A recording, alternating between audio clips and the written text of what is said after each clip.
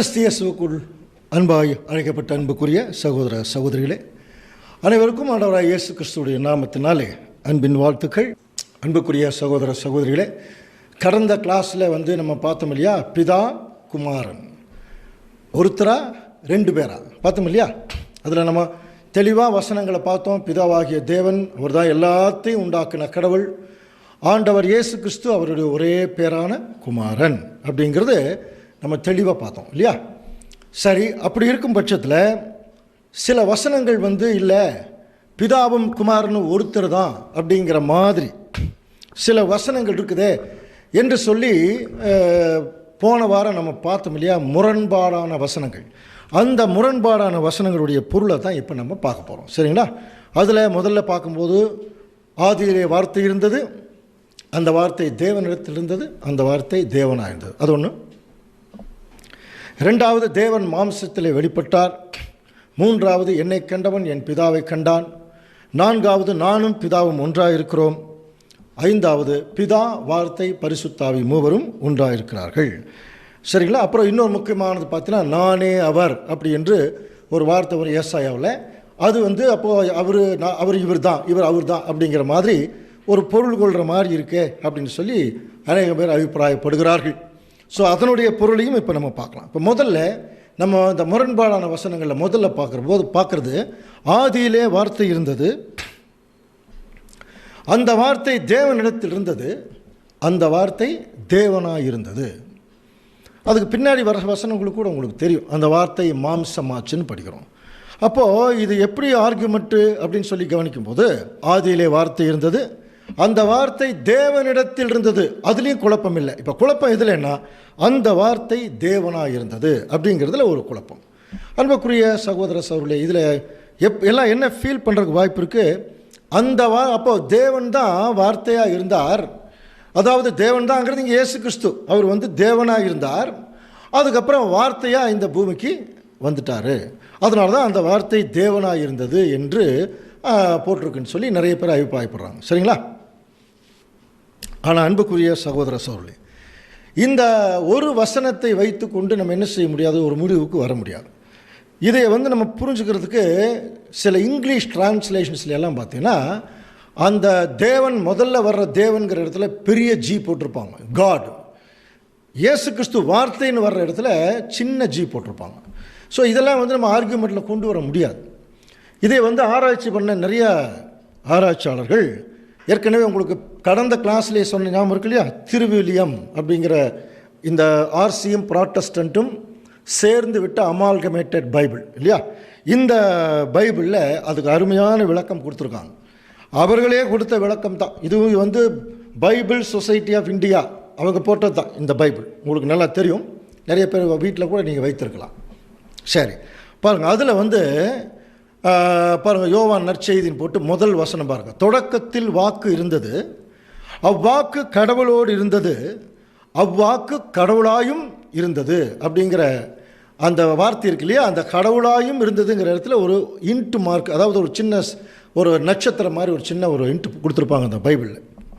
அதுக்கு கீழே ரெஃபரன்ஸ் கொடுத்துருக்குறாங்க பாருங்கள். அந்த இப்போ நம்ம தரவுன் பண்ணி காமிச்சிருக்கோம் இல்லையா, கீழே ஒரு ரெஃபரன்ஸ் கொடுத்துருக்காங்க பாருங்கள்.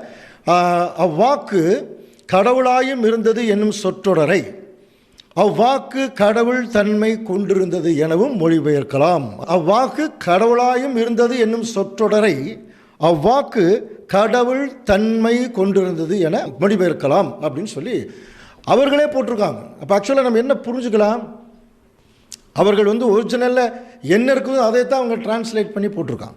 அப்போ ஆண்டவர் இயேசு கிறிஸ்து வார்த்தையாக இருந்தது உண்மை. ஆக்சுவலாக இன்னும் சொல்லப்போனால் இங்கிலீஷில் இன் த பிகினிங் தேர் வாஸ் லோகோஸ்ன்னு இருக்கும், புரியுதுன்னா. அந்த லோகோஸுங்கிற வார்த்தை அதுக்கு தான் தமிழில் வார்த்தைன்னு போட்டிருக்காங்க.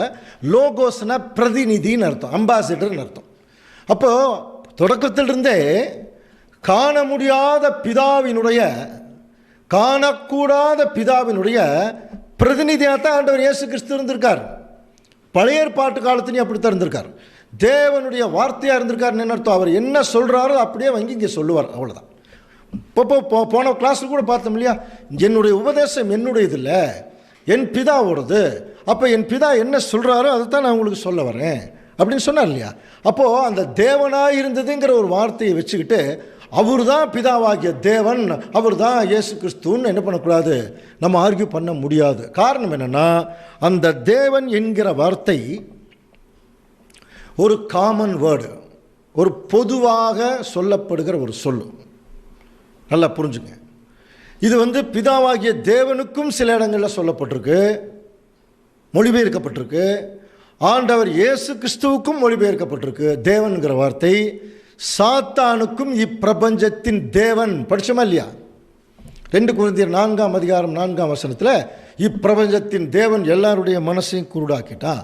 அப்போது தேவன்கிற வார்த்தை மேலே வல்லமை உள்ளவர் என்று பொருள். அதனால தான் அந்த வார்த்தையை மனுஷருக்கு கூட யூஸ் பண்ணியிருக்காங்க. பாருங்கள், பழைய ஏற்பாட்டு காலத்தில் யாத்திராகமம் 4ஆம் அதிகாரம் 16ஆம் வசனம், அங்கே மோசே ஆரோன் 2 பேர் இஸ்ரேல் ஜனங்களை மீட்கிறதுக்கு அங்கே ராஜா கிட்ட போய் பேசணும். அப்போது மோசே சொல்கிறார், நான் கொஞ்சம் கஷ்டமாக இருக்குதுன்னு சொல்லும்போது அதுக்கு என்ன சொல்கிறார் பாரு, நான் திக்குவாயினும் மந்த நாக்கமெல்லாம் படிச்சிருக்கிறோம். அதுக்கெல்லாம் நிறைய விளக்கம் இருக்குது. மோசே திக்குவாயெல்லாம் கிடையாது, அவர் வாக்கிலும் செய்கிலும் வல்லவனானான்னு அப்போஸ்தலர்கள் படிக்கிறோம். அப்போ ஏன் அந்த இடத்துல திக்குவாய் மந்த நாக்குன்னு சொல்லப்பட்டிருக்கு, அதுக்கு ஒரு விளக்கம் இருக்குது. இன்னொரு நாள் அதை குறித்து நம்ம பார்க்கலாம். ஆனால் இப்போ பாருங்கள், தேவன் மோசையை நோக்கி சொல்கிறார், அவன் உனக்கு பதிலாக ஜனங்களோட பேசுவான். யார்? ஆரோன். மோசே கிட்ட சொல்கிறார், ஆரோன் உனக்கு பதிலாக ஜனங்களிடத்தில் பேசுவான். இவ்விதமாய் அவன் உனக்கு வாயாக இருப்பான், நீ அவனுக்கு தேவனாக இருப்பாய் அப்படின்னு இருக்கு.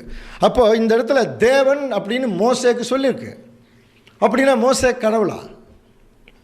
நம்ம வச்சுக்கிற பைபிளில் தான் இருக்குது இல்லையா? அப்போ மோசே கடவுளானா இல்லை, ஆரோனை விட கொஞ்சம் மேலே உயர்ந்த ஸ்தானத்தில் இருப்பார். அது மட்டும் இல்லை, பார்வோன் ராஜாவுக்கிட்டே, அந்த பார்வோன் ராஜா பற்றியே சொல்லும்போது பாருங்கள், யாத்திராகமம் 7ஆம் அதிகாரம் 1ஆம் வசனம், கர்த்தர் மோசையை நோக்கி, பார், உன்னை நான் பார்வோனுக்கு தேவனாக்கினேன் அப்படின்னார்.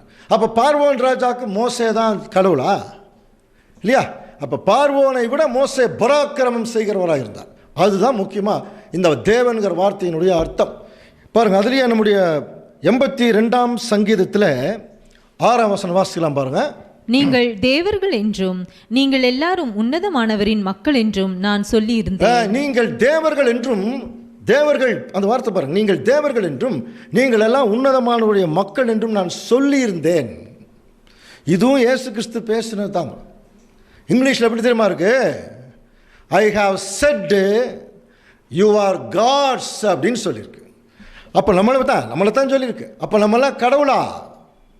தேவர்கள்னு தமிழ் இருக்குது, நிறைய பேர்த்து தேவர்கள், ஒருத்தர் தேவன். அப்போது இந்த இடத்துல நான் யூ ஆர் காட்ஸ் இங்கிலீஷில் இருக்குதுங்கிறக்கா நம்மளாம் கடவுளா? அப்போது என்ன அர்த்தத்தில் சொல்லப்பட்டிருக்கு பாருங்கள். இதே வார்த்தை நம்முடைய ஆண்டவர் இயேசு கிறிஸ்து அவருடைய 1ஆம் வருகையில் சொல்றார். யோவான் 10ஆம் அதிகாரம் 34ஆம் வசனம், இயேசு அவர்களுக்கு பிரதியுத்தரமாக, தேவர்களா இருக்கிறீர்கள் என்று நான் சொன்னேன் என்பதாய் உங்கள் வேதத்தில் எழுதியிருக்கவில்லை. பாருங்க, நான் தான் பழைய ஏற்பாட்டிலே சொல்லியிருக்கேனே, நீங்கள் எல்லாம் தேவர்கள் நான் சொன்னதாக நீங்கள் எழுதியிருக்கிறத வாசிக்கலையா? அவங்க கன்ஃபியூஸ் ஆகுறாங்க, யார் எழுதியிருக்கா, யார் தேவர்கள்? உடனே அதுக்கு விளக்கம் சொல்ற பாருங்க. தேவ வசனத்தை பெற்றுக்கொண்டவர்களை தேவர்கள் என்று வேதம் சொல்லியிருக்கு. அப்போ தேவ வசனத்தை பெற்றுக்கொண்டவர்கள் தேவர்கள். இப்போ நம்மெல்லாம் ஒவ்வொருத்தரும் தேவ வசனத்தை பெற்றுக்கொண்டவன் இல்லையா? அப்போ தேவன். அப்போ நம்மெல்லாம் கடவுளா? அப்போ தேவன் சொல்கிற வார்த்தை எல்லாமே கடவுள் தான் அப்படின்னு நம்ம எடுத்துக்கிட்டோம்னா அது மிக தவறாயிடும் இல்லையா? அதே தான் ஆதியிலே வார்த்தை இருந்தது, அந்த வார்த்தை தேவன் இடத்துல, அது கரெக்ட். இயேசு கிறிஸ்து தேவன் இடத்துல இருந்தார், அவர் ஒரு உன்னதமான நிலைமையில் எல்லாத்துக்கும் மேல் இருந்தாருங்கிறது தான் தேவன் அப்படின்னு சொல்லி அங்கே மொழிபெயர்க்கப்பட்டிருக்கு.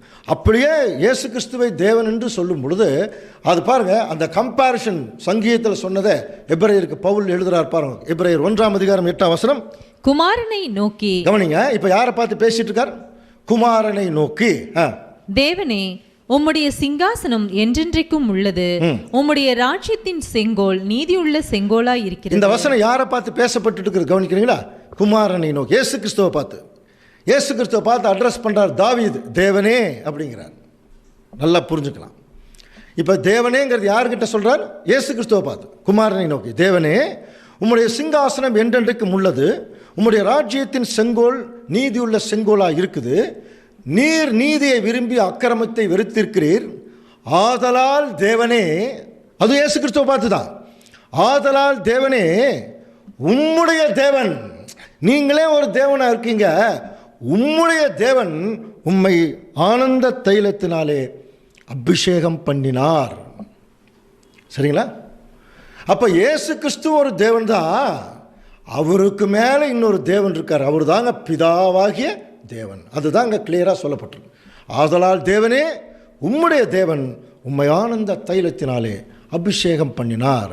ஒரு 4 வார்த்தை தான் இன்றைக்கி நிறைய பேர் தான் கன்ஃபியூஸ் பண்ணுது. யார் பிதா யார் குமாரன்னு கண்டுபிடிக்க முடியாமல். கவனிங்க, தேவன் அப்படின்னா வல்லமை உள்ளவர், மேலானவர்னு அர்த்தம். பிதான்னா அப்பா, தந்தைன்னு அர்த்தம். கர்த்தர்னா காரணமானவர், காரணகர்த்தா சொல்கிறோம் இல்லையா. அடுத்தது ஆண்டவர்னா ஆளுகை செய்பவர். இது வந்து கவனித்து பார்த்தீங்கன்னா பல இடங்களில் பிதாவாகிய தேவனுக்கு சரியாக பொருந்தி வரும். ஏன்னா பிதாவாகிய தேவன் இயேசு கிறிஸ்துவை விட வல்லமை வாய்ந்தவர் இல்லையா. அவருக்கு அப்பா, அவர் வர்றதுக்கு காரணமாக இருந்தவர். அதே சமயத்தில் ஒட்டுமொத்த சண்ட சராசரத்தையும் தன்னுடைய சர்வ வல்லமையினாலே அவர் ஆளுகிறவர். நல்லா புரிஞ்சுக்கலாம். அதனால தான் அன்புக்குரிய சகோதர சகோதரர்களே, சாத்தான் இந்த மாதிரி சில வார்த்தைகள் வந்து பயன்படுத்தி அவர் தான் இவர் தான் அவருன்னு கன்ஃபியூஸ் பண்ணி விட்டான். நல்லா கவனிங்க. இதை வந்து தெளிவுபடுத்துறதுக்கு அப்போஸ்தலனாகிய பவுல் வரார். பாருங்க, வந்து என்ன சொல்கிறாரு. 1 கொரிந்தியர் 8ஆம் அதிகாரம் 5ஆம் வசனம். வானத்திலேயும் பூமியிலேயும் தேவர்கள் எனப்படுகிறவர்கள் உண்டு, இப்படி அநேக தேவர்களும் அநேக கர்த்தாக்களும் உண்டாயிருந்தாலும். பாருங்க, வானத்திலேயும் பூமியிலேயும் தேவர்கள் எனப்படுகிறவர்கள் உண்டு, இப்படி அநேக தேவர்களும் அநேக கர்த்தாக்களும் உண்டாயிருந்தாலும். கவனிங்க, பிதாவாகிய ஒரே தேவன் நமக்குண்டு. கிளியராக சொல்கிறார். நிறைய தேவர்கள் இருக்கலாம், வானத்திலேயும் சரி பூமியிலேயும் சரி, ஆனால் பிதாவாகிய ஒரே தேவன் நமக்குண்டு. கவனிங்க, அவராலே சகலமும் உண்டாயிருக்கிறது, அவருக்கென்று நாம் உண்டாயிருக்கிறோம். அந்த பிதாவாகிய தேவனுக்கென்று தான் நாம் உண்டாயிருக்கிறோமா, அவரால் தான் எல்லாமே உருவாச்சு. இது ஒன்று சொல்லிட்டாரா. அடுத்தது, இயேசு கிறிஸ்து என்னும் ஒரே கர்த்தரும் நமக்குண்டு. அப்படின்னா புரிஞ்சுதான், அவர் இருக்கார், இவரும் இருக்கார், இன்னொருத்தர் இருக்கிறார். அவரை மட்டும் பார்த்துறாதீங்க, இன்னொருத்தர் இருக்கிறார். அவர் யாரு? இயேசு கிறிஸ்து என்னும் ஒரே கர்த்தரும் நமக்குண்டு, அவர் மூலமாய் சகலமும் உண்டாயிருக்கிறது, அவர் மூலமாய் நாம் உண்டாயிருக்கிறோம். கிளியராக இருக்கா? ஏற்கனவே அதானே பார்த்தோம். பிதாவாகிய தேவன் ஆண்டவர் இயேசு கிறிஸ்துவை தான் முதல்ல உண்டாக்குனார், அதுக்கப்புறம் அவர் மூலமாக தானே எல்லாம் உண்டாக்குனார் படித்தோம். அதே தான் இங்கே பவுல் சொல்கிறார். பிதாவாகிய தேவன் எல்லா தேவர்களுக்கு விட பெரியவர். புரியுதுங்களா? அப்படி இருக்கிற போது அவர் மூலம் இயேசு கிறிஸ்துவை உருவாக்கி அவர் மூலம் தான் எல்லாமே உருவாச்சு சொல்லிட்டு, இன்னைக்கு ஏன் தெரியுமா இந்த அறிவு இல்லை யாருக்கிட்டையுமே?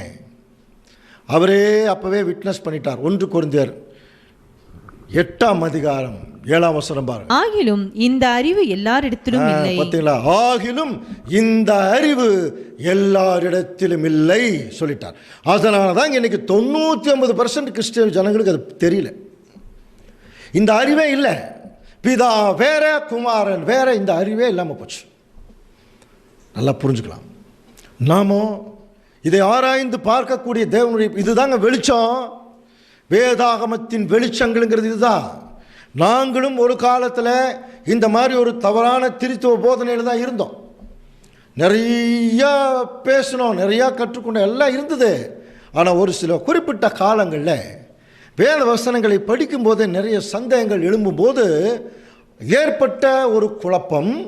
அந்த குழப்பத்தை ஏற்கனவே முன்னோர்கள் எல்லாம் நிறைய சகோதரர்கள் இருந்தாங்க, படித்தாங்க, தேவனுடைய ஆவியை பெற்றுக்கொண்டார்கள், சத்தியம் என்னன்னு புரிஞ்சுக்கிட்டாங்க, உண்மையான தேவன் யாருங்கிறத கண்டுபிடிச்சாங்க, இயேசு கிறிஸ்து யாருன்னு கண்டுபிடிச்சாங்க. அவர்கள் என்ன பண்ணாங்க தெரியுங்களா? ஏதோ தங்களால் முடிந்த அளவு மக்களுக்கு போய் சொன்னாங்க. அவர்கள் தங்களை பெருசாக பிரபகண்டா பண்ணிக்கவே இல்லை. நல்லா புரிஞ்சுக்கலாம். தங்களை பெருசாக பிரபகண்டா பண்ணிக்கவே இல்லை. தங்கள் இருக்கக்கூடிய சபையும் பெருசாக பிரபகண்டா பண்ணிக்கல. காரணம் என்ன தெரியுங்களா? நாம் ஒரு சபையை சார்ந்திருந்தாலும் அந்த சபை நம்மை தேவனிடத்தில் வழி நடத்தாது, ஆண்டவர் இயேசு கிறிஸ்துவிடத்தில் வழி நடத்தாது, சத்தியம்தான் வழி நடத்தும். அதனால தான் அன்புக்குரிய சகோதர சகோதரர்கள், இப்போது வேதாகமத்தின் வெளிச்சங்கள் எல்லாம் வந்துட்டுருக்கு. ஒரு சிலர் நினைக்கலாம், இவங்க என்ன சபை அப்படின்னு நினைக்கலாம். நாங்களும் ஒரு சபையை சேர்ந்தவங்க தான். நல்லா புரிஞ்சுங்க. ஆனால் ஏன் அந்த சபையினுடைய காரியங்களை வெளிப்படுத்துறதில்ல? அப்போது என்ன ஆயிரும் தெரியுங்களா? அப்போ ஒரே கோணத்தில் நம்ம பார்க்க ஆரம்பிச்சிருவோம். நாம் இருக்கக்கூடிய சபை ஒரு ஐக்கியத்துக்கு தான் இருக்கிறமே ஒழிய நம்முடைய மெயின் ஐக்கியம் ஆண்டவர் இயேசு கிறிஸ்துவோடும் பிதாவாகிய தேவனோடும் தான். நல்லா புரிஞ்சுக்கலாம். அப்போது அதனால தான் நம்ம சபையை பிரபகண்டா பண்ணுறதில்லை. எங்களுக்கு சத்தியம் சொல்லிக் கொடுத்த மூத்த சகோதரர்கள் அப்படி தான் இருந்தாங்க. யாரும் தங்களை பிரபகண்டா பண்ணல, சத்தியத்தை மட்டும் சொல்லிட்டு போயிட்டாங்க, அவ்வளோதான். இன்னைக்கும் இது என்ன ஆகிட்டு இருக்கு பாருங்கள். தேவன் அதை அப்படியே மறைக்கலை. இன்னைக்கு ஏற்ற காலத்தில் ஏற்ற ஒரு சூழ்நிலையை தேவன் கொடுத்து இந்த மாதிரி விஷயங்களெல்லாம் நமக்கு தெரிய வைக்கிறதுக்கு ஒரு அருமையான வாய்ப்பு. சரி, இப்போ கவனிச்சு பார்த்தீங்கன்னா அன்புக்குரிய சகோதர சகோதரர், இந்த தேவன்கிற வார்த்தை இருக்கு இல்லையா, அது புதிய ஏற்பாடு கிரேக்க மொழியில் எழுதப்பட்டதுனால அந்த கிரேக்க மொழியில் தியோஸ் அப்படிங்கிற ஒரு வார்த்தையிலிருந்து மொழிபெயர்க்கப்பட்டு தான் லார்டுன்னு இங்கிலீஷில் இருக்கும். இதையத்தான் தேவன் என்று மொழிபெயர்த்திருக்காங்க. வல்லமையுள்ள தேவன் அப்படின்லாம் இருக்கும் பாருங்க. அப்போ பிதாவாகிய தேவனுக்கும் அது பொருந்தும், கிறிஸ்துவுக்கும் பொருந்தும், ஜனங்களுக்கும் அது சில நேரத்தில் பொருந்தது. சில பேருக்கு வயிறே தேவன் சொல்லியிருக்கு பாருங்க. பிலிப்பியர் 3:19 அவருடைய முடிவு அழிவு, அவருடைய தேவன் வயிறுன்னு சொல்லியிருக்கு. அப்போ தேவன் வயிறுங்கிறதுக்காக வயிறு தான் கடவுள்னு சொல்ல முடியுமா? அது உருவகமாக சொல்லப்பட்ட வார்த்தை இல்லையா? பாருங்க. அப்போ இப்படிப்பட்ட ஒரு மேலான சத்தியத்தை சாத்தான் என்ன பண்ணிட்டான் பாருங்க, வாசிக்கலாம்.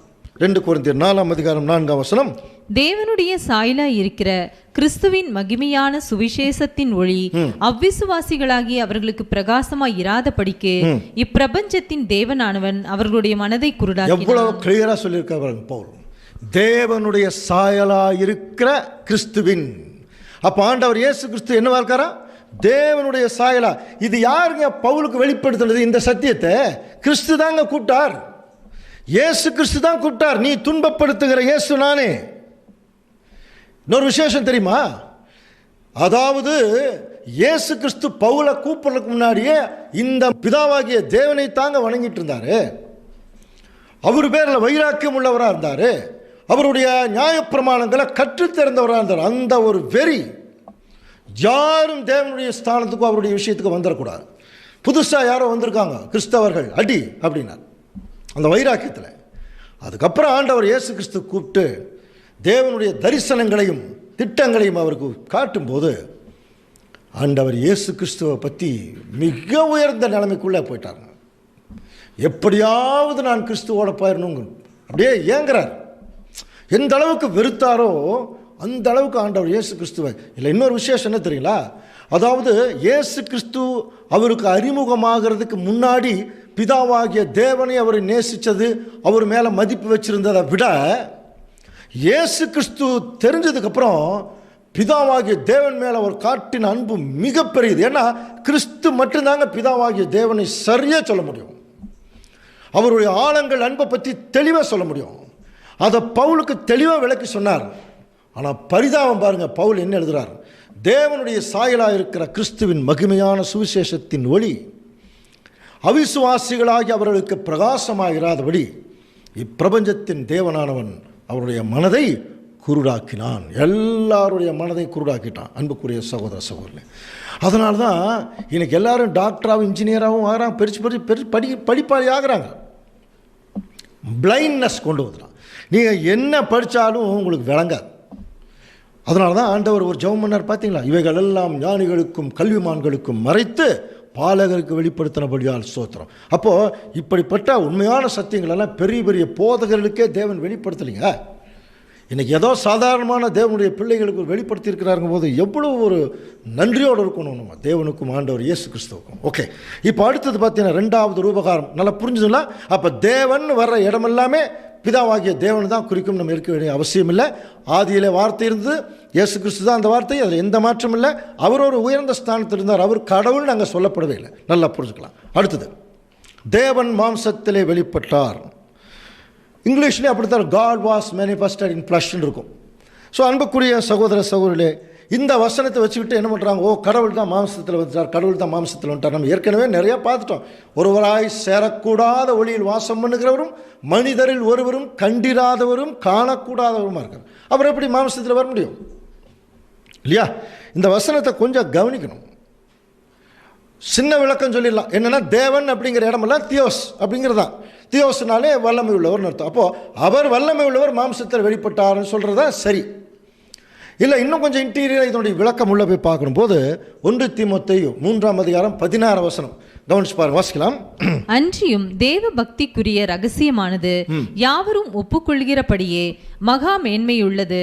தேவன் மாம்சத்திலே வெளிப்பட்டார். இந்த ஒரு வார்த்தையை மட்டும் வச்சுக்கலாம், கவனிங்க. அதுக்கப்புறம் பாருங்க, தேவன் மாம்சத்திலே வெளிப்பட்டார், ஆவியிலே நீதி உள்ளவர் என்று விளங்கப்பட்டார், தேவ தூதர்களால் காணப்பட்டார், புறஜாதிகளிடத்தில் பிரசங்கிக்கப்பட்டார், உலகத்திலே விசுவாசிக்கப்பட்டார், மகிமையிலே ஏறெடுத்துக் கொள்ளப்பட்டார். இத்தனை வார்த்தைகள் இருக்கு. அப்போ அந்த வார்த்தைகள்ல ஒரு முக்கியமான வார்த்தை தான் தேவன் மாம்சத்திலே வெளிப்பட்டார். இதே ஆங்கிலத்தில் கம்பானியன் பைபிள்ஸ் எல்லாம் இருக்கு, பெரிய பெரிய ரெஃபரன்ஸ் பைபிள். அதில் எல்லாம் கவனிச்சு பார்த்தீங்கன்னா, எவர் மாம்சத்தில் வெளிப்பட்டாரோ he who was made by flesh இருக்கும். எவர் மாம்சத்தில் வெளிப்பட்டாரோ அவர் ஆவியிலே நீதி உள்ளவர் என்று விளங்கப்பட்டார், தேவதூதர்களால் காணப்பட்டார். அந்த மாதிரி தான் இங்கிலீஷில் இருக்கும். இதே திருவில்லியம் பைபிளில் அதை கிளியர் பண்ணியிருக்காங்க. அந்த இடத்துல தேவன்கிற வார்த்தையே இல்லை பாருங்க. அது கொஞ்சம் கவனிச்சின்னா, நமது சமயத்தின் மறை உண்மை உயர்வானது என்பதில் ஐயமில்லை, அது பின்வருமாறு அப்படின்னு போட்டு மானிடராய் அவர் வெளிப்படுத்தப்பட்டார் அப்படின்னு தான் இருக்கும். அவருங்கிற வார்த்தை தான் இருக்கும், புரியுதுங்களா? அதை தான் நம்ம வச்சிருக்கிற புரொட்டஸ்டன்ட் பைபிளில் தேவன் மாம்சத்திலே வெளிப்பட்டார்னு போட்டான். இதனால தான் வந்த குழப்பம்.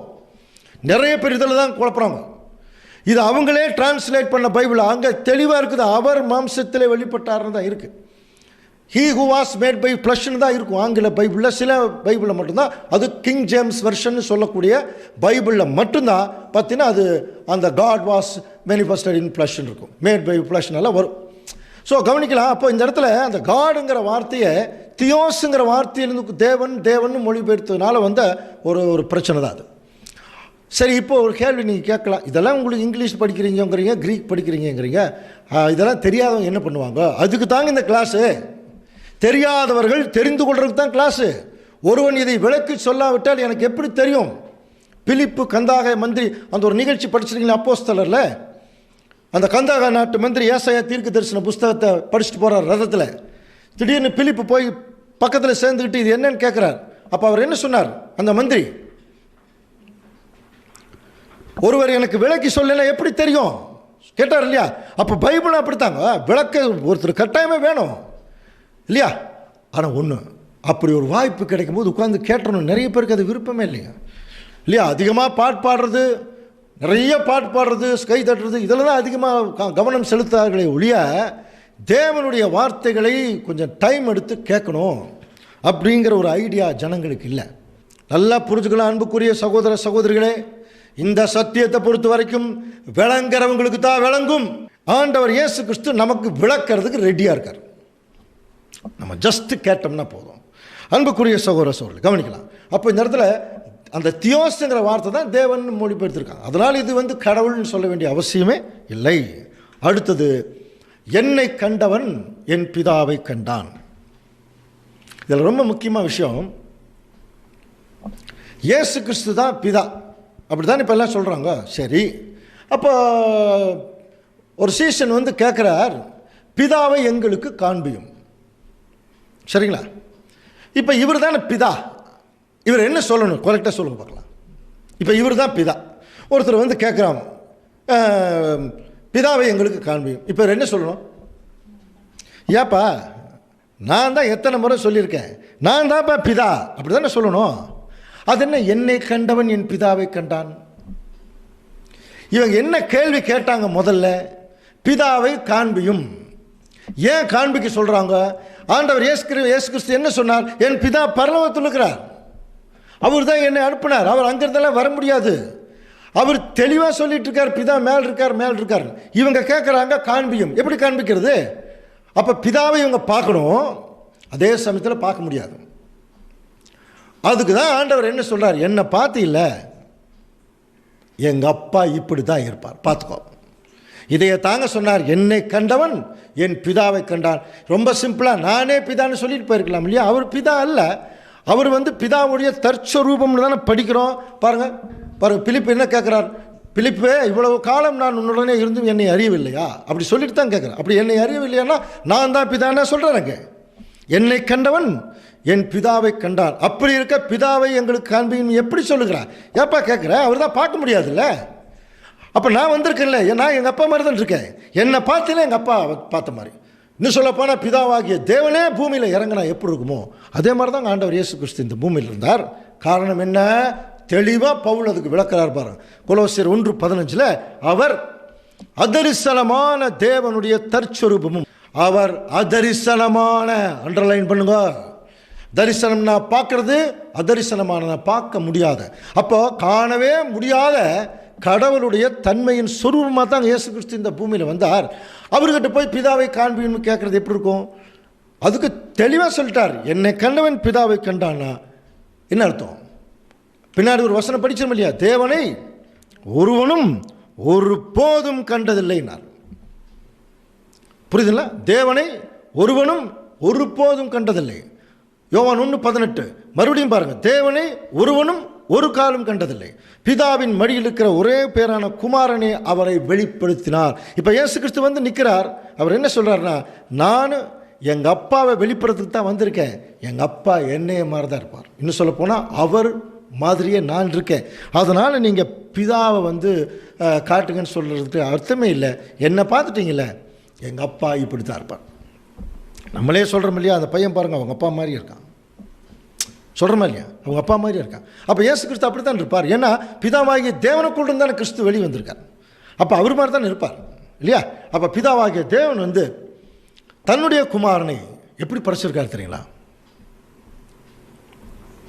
தன்னை போலவே படைச்சிருக்கார். அதனால தான் இயேசு கிறிஸ்து தைரியமாக சொல்கிறார், என்னை கண்டவன் என் பிதாவை கண்டான்.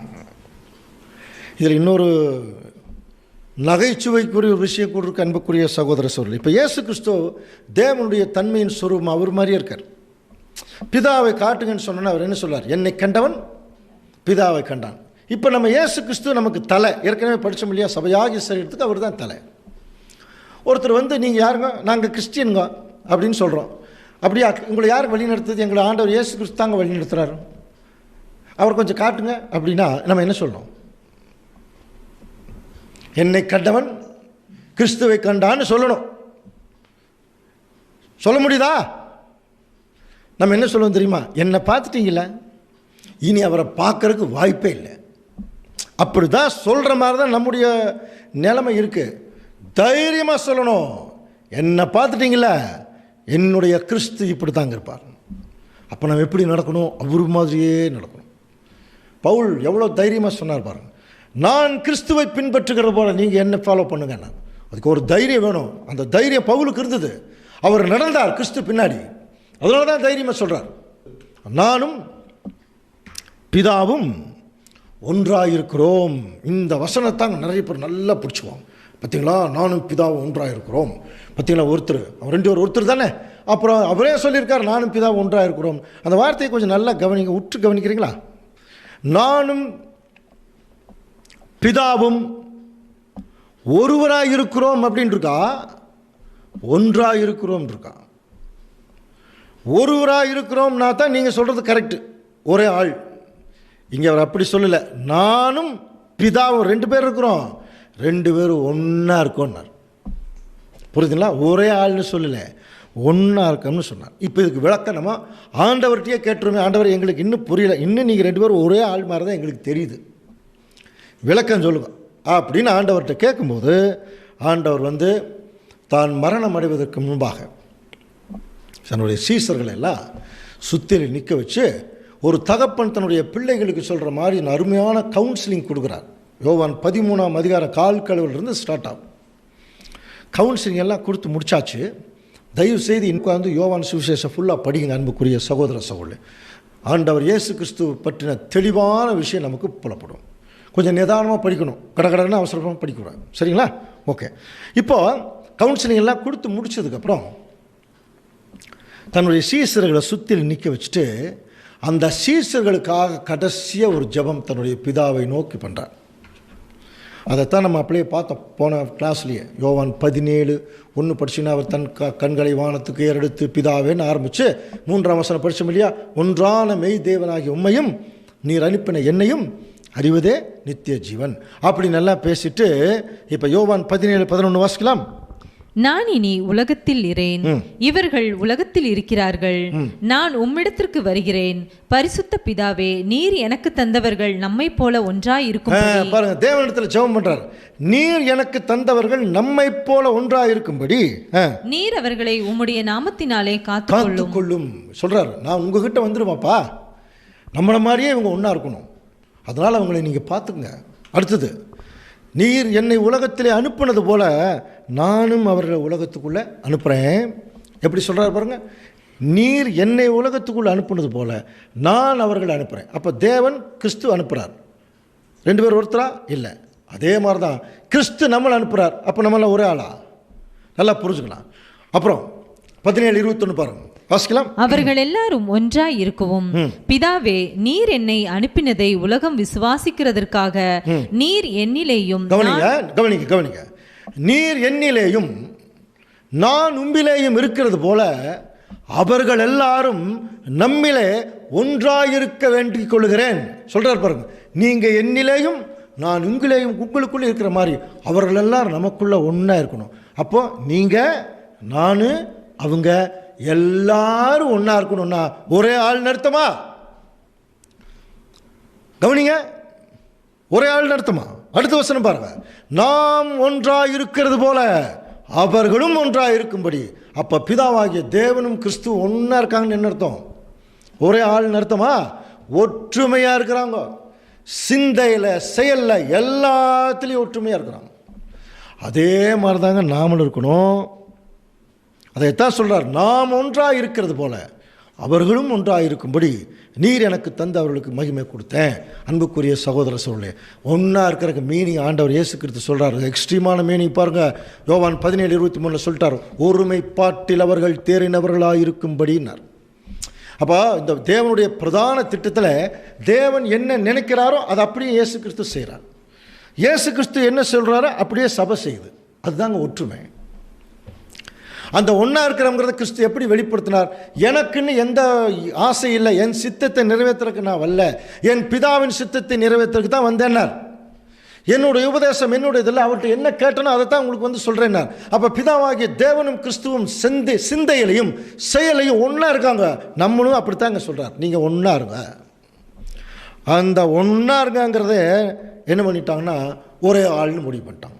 ஆண்டவர் இயேசு கிறிஸ்து அந்த அர்த்தத்தில் சொல்லவே இல்லை. இதுதாங்க அறகுறையாக படிக்கிறது. சாத்தான் இப்படி கெடுத்து வச்சிருக்கிறான் நிறைய பேர்த்த. நானும் பிதா ஒன்றாக இருக்கிறோம், நானும் பிதா ஒன்றாக இருக்கிறோம், இதைவே சொல்லுவாங்க. அவர் எப்படி ஒன்றா இருக்கிறோம்னு விளக்கமே அவரே சொல்லிட்டார் இல்லையா?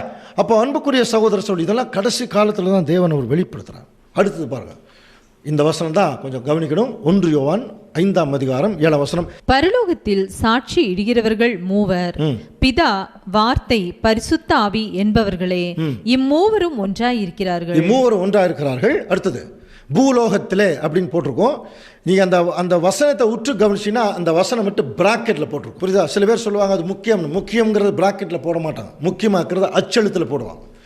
பிராக்கெட்டில் எப்போ தெரியுமா போடுவாங்க? இதெல்லாம் பத்திரிகையினுடைய தர்மங்கள், பத்திரிகையுடைய ஸ்லாங் இதுதான். அதாவது நம்மளே கவனிச்சு பாருங்கள், நம்ம ஒரு BA படிக்கிறோம்னு வச்சுங்களேன், அதை படிச்சுட்டு இருக்கிற போது நம்ம பேர் போட்டு ஏதோ பத்திரிகையில் போடுறோன்னா BA அப்படின்னு போட்டு ஒன்றா பிராக்கெட்டில் போடுவோம், இல்லைன்னா மேலே ஒரு கோடு போடுவோம். கவனிச்சிருக்கீங்களா? அப்படின்னு என்ன அர்த்தம்? அதெல்லாம் பத்திரிகையில் இருக்கக்கூடிய ஸ்டைல். அது இன்கம்ப்ளீட்னு அர்த்தம், இன்னும் முடிக்கலை, அதனால தான் மேலே ஒரு கோடு இல்லைன்னா பிராக்கெட்டு. அதே மாதிரி தான் இந்த வசனத்துக்கு ஏன் பிராக்கெட் போட்டாங்கன்னா இந்த வசனம் ஒரிஜினலில் இருக்குதா இல்லையான்னு தெரியல. புரியுதுங்களா? ரொம்ப நாள் கழித்து இந்த வசனம் ஒரிஜினல் இருக்குதான்னு தெரியல, ஏதோ இருக்குது, ஆனால் ஒரிஜினல் இருக்குதா இல்லையான்னு தெரியாதனால என்ன பண்ணிட்டாங்கன்னா, ஏன் நான் சொல்கிறது உங்களுக்கு புரியுது இல்லையா? அதாவது ஒரு குறிப்பிட்ட காலங்கள் வரைக்கும் அந்த வசனம் இல்லை, திடீர்னு அந்த வசனம் சேர்க்கப்பட்டிருக்கு. ஜனங்களுக்கு கன்ஃபியூஸ் ஆகிடுச்சு. இதுக்கு முன்னாடி வரைக்கும் இந்த ஒரிஜினல் மேனுஸ்கிரிப்ட் இல்லையே, இது எப்படி வந்துச்சு? அப்போ யாரோ எதுக்கோ சேர்த்துனாங்க, அடுத்த கிளாஸில் பார்க்க போகிறோம். அது சேர்க்கப்பட்டிருக்கு அப்படின்னா இது வந்து ஒரிஜினலே இல்லை அப்படிங்கிறதுனால சேர்க்கப்பட்டதுனால எடுக்கவும் முடியல, பயந்துட்டாங்க. அதனால் என்ன பண்ணிட்டாங்கன்னா பிராக்கெட்டில் போட்டாங்க. புரியுதுல்ல? அது வந்து அந்த வசனம் ஒரிஜினல்லையே இல்லை ஆக்சுவலாக. இப்போ ஆர்சி பைபிள் நீங்கள் எடுத்து பார்த்தீங்கன்னா அந்த ஆர்சி பைபிள் இந்த வசனம் இருக்காது. இப்போ நம்ம கையில் வச்சுருக்கிற பாருங்கள், ப்ரொட்டஸ்டன்ட் பைபிள், சாதாரண பைபிள் எல்லாம் இந்த பைபிளில் மட்டும்தாங்க இருக்கும். ஆர்சி பைபிள் அந்த வசனம் இருக்காது, நல்லா பார்த்துக்கலாம். அதே மாதிரி திருவிலியம், இப்போ அவங்க போட்ட அந்த அமால்கமேட்டட் பைபிள்லேயும் அந்த வசனம் இருக்காது. ஏன் தெரியுமா? ஒரிஜினல் அந்த வசனமே கிடையாது. அப்படின்னா இந்த வசனம் யார் எப்போ சேர்த்துனது? பெஞ்சமின் வில்சன் அப்படிங்கிற ஒரு போட்டால் ஒரு பைபிள் இருக்குது, நியூ வேர்ல்ட் டிரான்ஸ்லேஷன். அந்த பைபிளில் ரெஃபரன்ஸ் கொடுத்துருக்காங்க பாருங்கள். இது அந்த பைபிளே இருக்க அந்த ஒரு ஃபோட்டோகிராஃப் தான் அது. எராமஸ் அப்படிங்கிற ஒரு பிஷப், ஒரு பாதிரியார், இன் ஹிஸ் 3rd எடிஷன், அதாவது இந்த பூமியை போப்பு மார்க்கம் அரசாண்டுட்டு இருந்தாங்க 12 நூற்றாண்டுகள். மதத்தையும் அரசாண்டாங்க, அரசாங்கத்திலையும் அரசாண்டுட்டு இருந்தாங்களாம். அப்போ எராமஸ்ங்கிற ஒரு bishop in his 3rd edition of 1523 1523 வருஷம் inserted the text 1 John 5:7 reference கொடுத்துருக்காங்க. 1523 வருஷம் எராமஸ்ங்கிற அந்த பிஷப்பு தன்னுடைய 3வது பதிப்பில் 1 யோவான் 5:7 இந்த வசனத்தை சேர்த்துனாங்களா. அத்தாரிட்டி ஆஃப் பாருங்கள், மேனுஸ்கிரிப்ட் நவ் இன் டியூப்ளின் அவங்களே கொடுத்துருக்காங்க. டியூப்ளின் இதுக்கான ஆதாரங்கள் உண்டா? அன்புக்குரிய சகோதர சகோதரிகளே, இது கொஞ்சம் கவனிங்க. இதெல்லாமே நிறைய பேருக்கு தெரியாது, அப்படியே படிச்சுட்டு போயிடுறோம். அப்போது எராமஸ்ங்கிற ஒருத்தர் தான் இந்த வசனத்தை 1523 வருஷம் சேர்த்துனார். அதுக்கப்புறம் வந்து பார்த்தீங்கன்னா, அதாவது கிங் ஜேம்ஸ் வெர்ஷன் சொல்லப்படுகிற பைபிளில் மட்டும்தான் அந்த வசனங்கள் இருக்குது. மற்ற எல்லா பைபிளில், இங்கிலீஷ் பைபிள் இப்போ வரக்கூடிய எல்லா எடிஷன்லையுமே அந்த வசனம் இருக்காது. ஏன்னா அது ஒரிஜினல்லையே இல்லை. அப்போ ஒரிஜினல்லையே இல்லாத வசனத்தை நம்ம வந்து எடுத்து ஆராய்ச்சி பண்ண வேண்டிய அவசியம் இல்லை.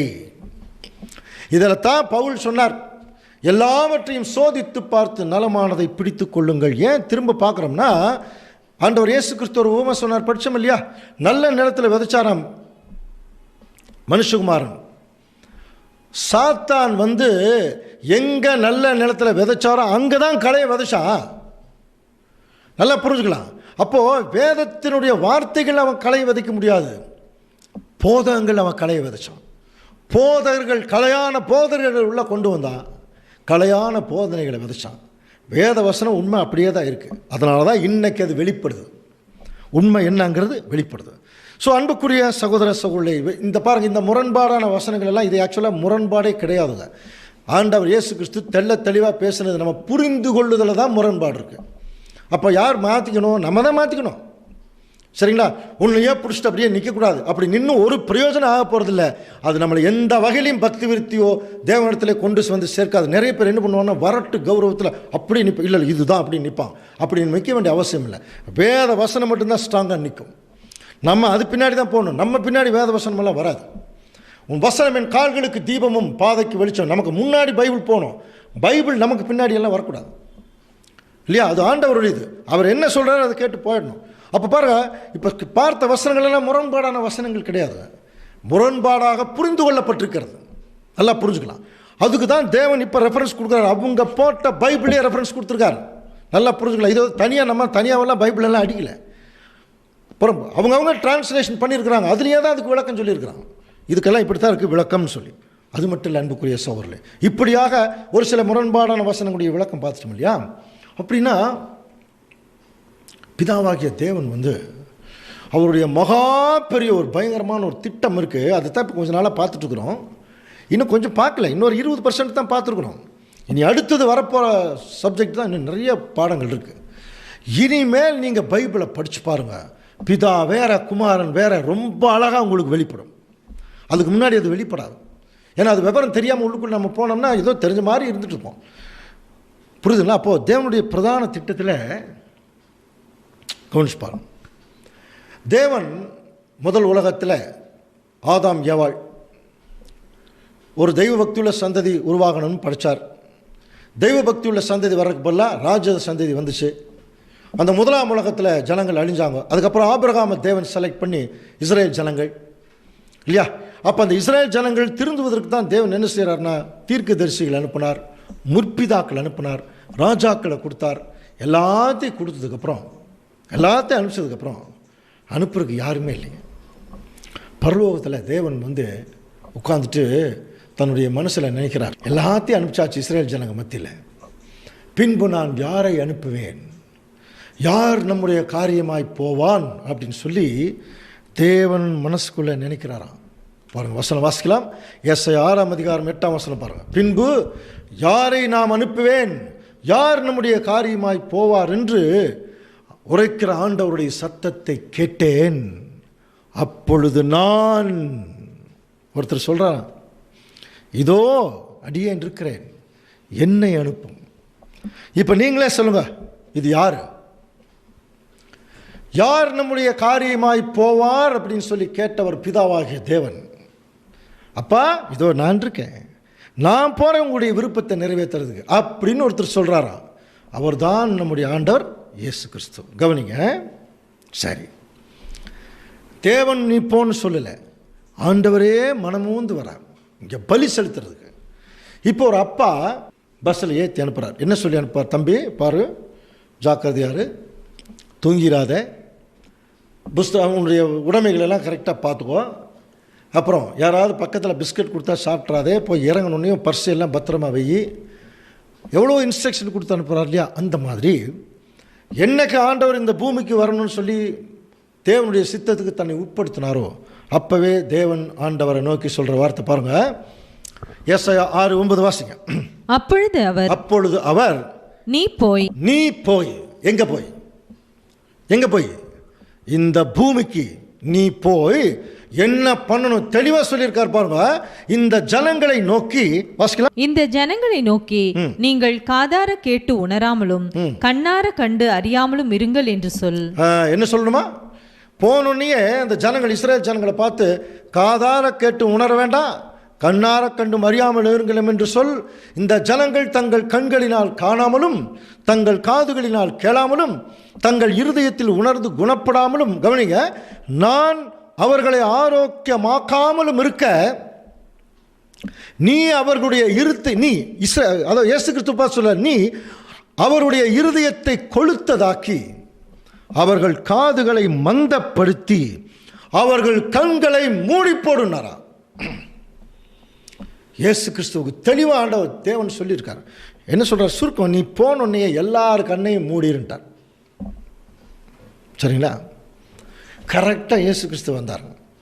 வந்தோடனே என்ன பண்ணார் தெரியுமா? எல்லார் கண்ணையும் மூடினாராம். எப்படி? அப்படியே போயிட்டுருக்கார். திடீர்னு ஆண்டவர் சொல்கிறார், பரலோக ராஜ்யம் ஒரு கடுகு விதைக்கப்பா இருக்கு. அது ஒரு சின்ன செடியாக இருந்தது, அப்புறம் மரம் ஆயிடுச்சு, ஆகாயத்து பறவைகள் வந்து தங்கிருச்சு. இவங்களுக்கு ஒன்றுமே புரியல. அப்புறம் கொஞ்சம் தூரம் போகிறார். பரலோக ராஜ்யம் ஒரு புளிச்சு போன மாவு கொப்பா இருக்குது. அதை ஒரு ஸ்திரீ எடுத்து 3 படி புளிக்க வச்சிருச்சு அப்படிங்கிறார். ஒன்றுமே புரியல. இப்போ என்ன ஆயிடுச்சு? அவங்க கண்ணெல்லாம் மூடி இருக்கு பாருங்க. அப்படின்னா இயேசு கிறிஸ்து எப்படி மூடினார் தெரியுமா? நல்லா புரிஞ்சுக்கலாம் அன்புக்குரிய சகோதர சகோதரர்களே. அதனால தாங்க இயேசு கிறிஸ்து உவமைகளாக பேசினார். அப்போ தேவன் சொல்லி அனுப்பிச்சதை கிறிஸ்து வந்து அழகாக இங்கே செஞ்சார். விதை விதைக்கிற உவமையில் ஆரம்பிச்சு அப்படியே வரும். ஒவ்வொரு உவமைகளும் சொல்கிறார். அதில் விதை விதைக்கிற உவமைக்கு மட்டும்தான் விளக்கம் சொன்னார், மற்றதுக்கெல்லாம் விளக்கம் எல்லாம் சொல்லலை. அதுலேயே மத்தையில் கவனிச்சு பார்த்தீங்கன்னா 13ஆம் அதிகாரம் 16ஆம் வசனத்தில் உங்கள் கண்கள் காண்கிறதுனாலே பாக்கியம் உள்ளவைகள் சொன்னார். அவங்களுக்கு ஒன்றுமே புரியல இல்லையா? இப்போ தான் வசனத்தை எடுத்து காட்டுறாரு பாருங்க. மத்தேயு 13:14 வாசிக்கலாம். ஏசாயாவின் தீர்க்க தரிசனம் அவர்களிடத்தில் நிறைவேறுகிறது. அதாவது காதார கேட்டு உணராதிருப்பீர்கள், கண்ணார கண்டும் அறியாதிருப்பீர்கள். இதே 13ஆம் அதிகாரம் மேல வசனங்கள் தான் ஆண்டவர்கிட்ட வந்து கேட்குறாங்க. 10ஆம் வசனத்தில் கேட்குறாங்க, ஏன் ஊமைகளாக பேசுகிறீர்? ஆண்டவர் கிளியராக சொல்கிறார், இது வந்து பரலோக ராஜ்யத்தின் ரகசியங்களை அறியும்படி உங்களுக்கு அருளப்பட்டது, அவர்களுக்கு அருளப்படவில்லை. அதனால தான் நான் ஊமையாக பேசுகிறேன். நான் இது ஒன்றும் இல்லை, ஏசாயா தீர்க்க தரிசனம் நிறைவேறுதுனார். இப்போ நம்ம ஏசாயா 6ஆம் அதிகாரத்தை படித்தோம் இல்லையா? தேவன் ஆண்டவர் இயேசு கிறிஸ்துவை இந்த பூமிக்கு அனுப்பும்போது என்ன சொல்லி அனுப்பினார்? நீ போய் எல்லாருடைய கண்களையும் மூடி போடு. இதையத்தாங்க இயேசு கிறிஸ்து வந்து இங்கே செய்தார். அப்போ இயேசு கிறிஸ்து வந்து வந்தோடனே இந்த காரியத்தை செய்கிறதுக்கு தன்னை எத்தனைப்படும் போது, முதல் ஊழியத்துக்கு அவர் போகும்போது ஆண்டவர் இயேசு கிறிஸ்துவுக்கு தேவன் கொடுத்த அப்ரிசியேஷன் என்ன பாருங்கள். இவர் என்னுடைய நேசகுமாரன், இவர் மேல் நான் பிரியமாக இருக்கிறேன். நல்லா புரிஞ்சுங்களா?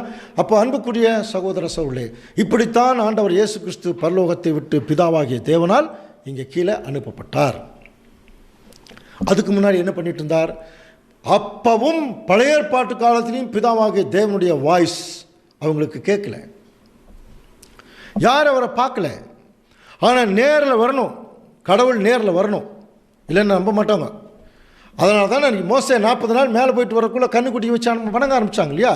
அப்போ தேவன் நேரில் வர முடியாதுங்கிறனால தான் பழைய ஏற்பாட்டிலேயே ஆண்டவர் இயேசு கிறிஸ்து தேவனை போல வந்து பேசிகிட்டு இருந்தார். புரியுதுங்களா? அவரை போல வந்து பேசுகிறார். அப்போ புதிய ஏற்பாட்டின் காலத்தில் அவர் வந்து பேசும்போது அவர் என்ன சொல்கிறாருன்னா, நான் ஏற்கனவே உங்கள்கிட்ட பேசிகிட்டு இருக்கிறேன், நான் தான் அவருன்னார். நல்லா புரிஞ்சுக்கலாம். முரண்பாடான வசனத்தில் இன்னொரு முக்கியமான வசனம் நானே அவர். நிறைய பேர் இந்த வசனத்தை பிடிச்சிக்குவாங்க. நானே அவர்னு சொல்லியிருக்கார் இல்லையா. அப்போ இயேசு கிறிஸ்து தான் பிதாவாகிய தேவன். பழைய ஏற்பாட்டிலே நானே அவர்னு சொல்லியிருக்காரு. ஆக்சுவலாக அப்படி அவர் சொல்லவே இல்லை அந்த வார்த்தையில். கவனிச்சு பாருங்க. ஏசாயா 48:12 வாசிக்கலாம். யாக்கோபே, நான் அழைத்திருக்கிறது இஸ்ரேலே, எனக்கு செவி கொடு. பாருங்க, எனக்கு செவி கொடு, நான் அவரே, முந்தினவரும் நான் பிந்தினவருமாயிருக்கிறவரே. நான் அவரே. இந்த நான் அவரேங்கிற வார்த்தை ஏசாயாவில் சொல்லியிருக்கார்.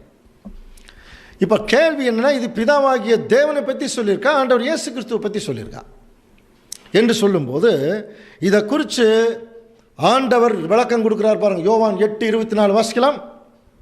ஆகையால் நீங்கள் உங்கள் பாவங்களில் சாவீர்கள் என்று உங்களுக்கு சொன்னேன், நானே அவர் என்று நீங்கள் விசுவாசியாவிட்டால். அவரே சொல்கிற பாருங்க, நான் தான்ப்பா இதை சொன்னேன்.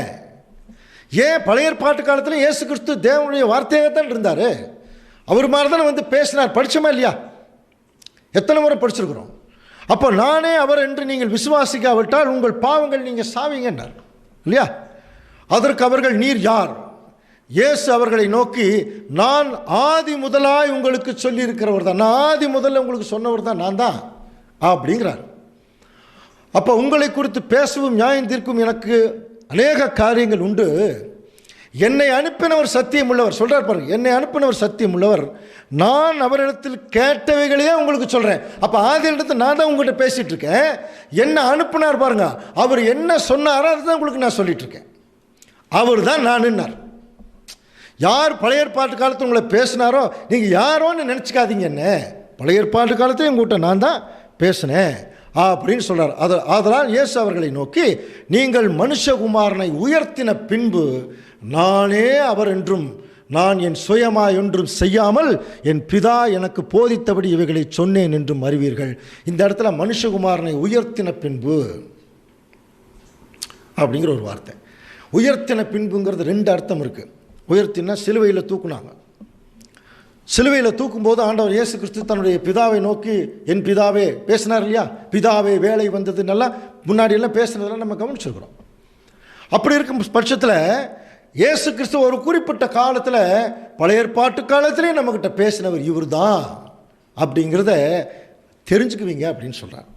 அன்புக்குரிய சகோதர சகோதரி, அதனால தான் இயேசு கிறிஸ்து தன்னுடைய சீசர்களெல்லாம் கூப்பிடும்போது இவங்களுக்கு தொடக்கத்திலிருந்தே மேசியா வருவார், மேசியா வருவார், மேசியா வருவார்னு ஏற்கனவே பிரசங்கிக்கப்பட்டாச்சு. அந்த எதிர்பார்ப்புலேயே இருக்கிறாங்க. மேசியா ஏற்கனவே நம்முடைய தீர்க்கதரிசிகள்லாம் சொன்ன ஒரு மேசியா வரப்போகிறார். யாருமே நம்பலை. ஆனால் சீசர்கள் நம்பினாங்க. பாருங்க, ஒரு முறை பிலிப்பு நாத்தான் வேலை கூப்பிட்டு யோவான் 1:45 வாசிங்க.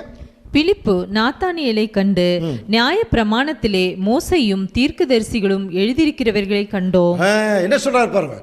இயேசுன்னு ஒருத்தர் வந்திருக்காருன்னு சொல்ல, நியாய பிரமாணத்திலே மோசையும் தீர்க்கதரிசிகளும். அப்போ ஏற்கனவே இவரை பற்றி தான் பேசியிருக்கிறாங்க.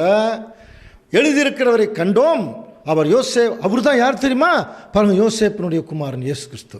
இவர் யோசேப்பினுடைய குமாரன் இல்லை, அப்போ என்ன மாதிரி நம்பிட்டாங்க பாருங்க. அவங்க ஏற்கனவே மோசேயிலிருந்து எல்லா தீர்க்கதரிசிகளும் யாரை குறித்து பேசினாங்களோ அவர் தான் அங்கே வந்திருக்கார். ஸோ சீசர்கள் புரிஞ்சுக்கிட்டாங்க. ஆண்டவரே சொன்னார், நான் தாங்க பழைய ஏற்பாட்டு காலத்துலையும் பேசினேன், தேவனுடைய சார்பாக நான் தான் பேசிகிட்டு இருந்தேன், நானே அவர்னு தெரிஞ்சுங்க, நீங்கள் யாரையோ நினச்சிட்டு இருக்காதீங்கன்னு சொன்னார். அன்புக்குரிய சகோதர சகோதரி, கவனிங்க, இது ஒவ்வொரு காரியங்களுமே தேவன் ஆண்டவர் ரீசனபிளாக தான் சொல்கிறார். ஆனால் நம்ம புரிந்து கொள்ளப்பட்ட விதம் தான் வேறையாக இருக்குது. அது மட்டும் இல்லை, ஆதி ஆகமத்தில் எல்லாத்தையும் உண்டாக்குறார் இல்லையா. எல்லாத்தையும் உண்டாக கடவுதுன்னு சொன்னார் பாருங்கள். தேவன் ஜலத்தின் மத்தியில் ஆகாய விரிவு உண்டாக கடவுது. அப்போது எல்லா பொருள்களையும் உருவாக்கும் போது உண்டாக கடவுதுன்னு சொன்னவர் மனுஷனை உண்டாக்குற போது மட்டும் கவனிங்க என்ன பேசுகிறார் பாருங்கள். ஆதி ஆகமம் 1:26 பின்பு தேவன் நமது சாயலாகவும் நமது ரூபத்தின்படியையும் மனுஷனை உண்டாக்குவோமாக. நமது சாயலாகவும் நமது ரூபத்தின்படியையும் மனுஷனை உண்டாக்குவோமாக. அப்போ மற்றதெல்லாம் உண்டாக்கடவுன்னு சொன்னவர் நமது சாயலாக மனுஷனை உண்டாக்குற போது மட்டும் நம்மளை மாதிரியே உருவாக்கலாங்கிறார். யார் யார்கிட்ட பேசிகிட்டு இருக்கிறாங்க சொல்லுங்க? இங்கே யார்கிட்ட பேசிகிட்டு இருக்கிறாங்க? ஏற்கனவே படித்தோம் இல்லையா? பிதாவாகிய தேவன் அண்ட சராசரங்களையும் குமாரன் மூலமாக தான் உருவாக்கினார். அப்போ பிதாவாகிய தேவன் தன்னுடைய குமாரன்கிட்ட பேசுகிறார், நமது சாயலாகவும் நமது ரூபத்தின்படியையும் மனுஷனை உண்டாக்குவோமாக. Let us make the man in our own image. நம்மளை மாதிரியே உருவாக்கலாம். தேவன் கிளியராக ஆண்டவர் இயேசு கிறிஸ்துவிட்ட பேசுகிறத கவனிக்கலாம். நிறைய எத்தனை வசனங்கள் அந்த டிஃபரன்ஸ் தெரியும் தெரியுங்களா? அதே மாதிரி தானியேல் தீர்க்க தரிசன புஸ்தகத்தில் பாருங்கள். ராத்தரிசனங்களில் நான் பார்த்து கொண்டிருக்கிறேன், தானியேல் 7:13. இதோ மனுஷகுமாரனுடைய சாயலான ஒருவர் வானத்து மேகங்களுடனே வரார். யார்? இயேசு கிறிஸ்து தான் மனுஷகுமாரனுடைய சாயல் ஒப்பானவர். அவர் நீண்ட ஆயுசுள்ளவர் இடம் மட்டும் வந்து அவர் பக்கத்தில் கொண்டு வரப்படுறார். நீண்ட ஆயுசுள்ளவர் யாருங்க? அவர் தான் பிதாவாகிய தேவன். கிளியராக இருக்கா?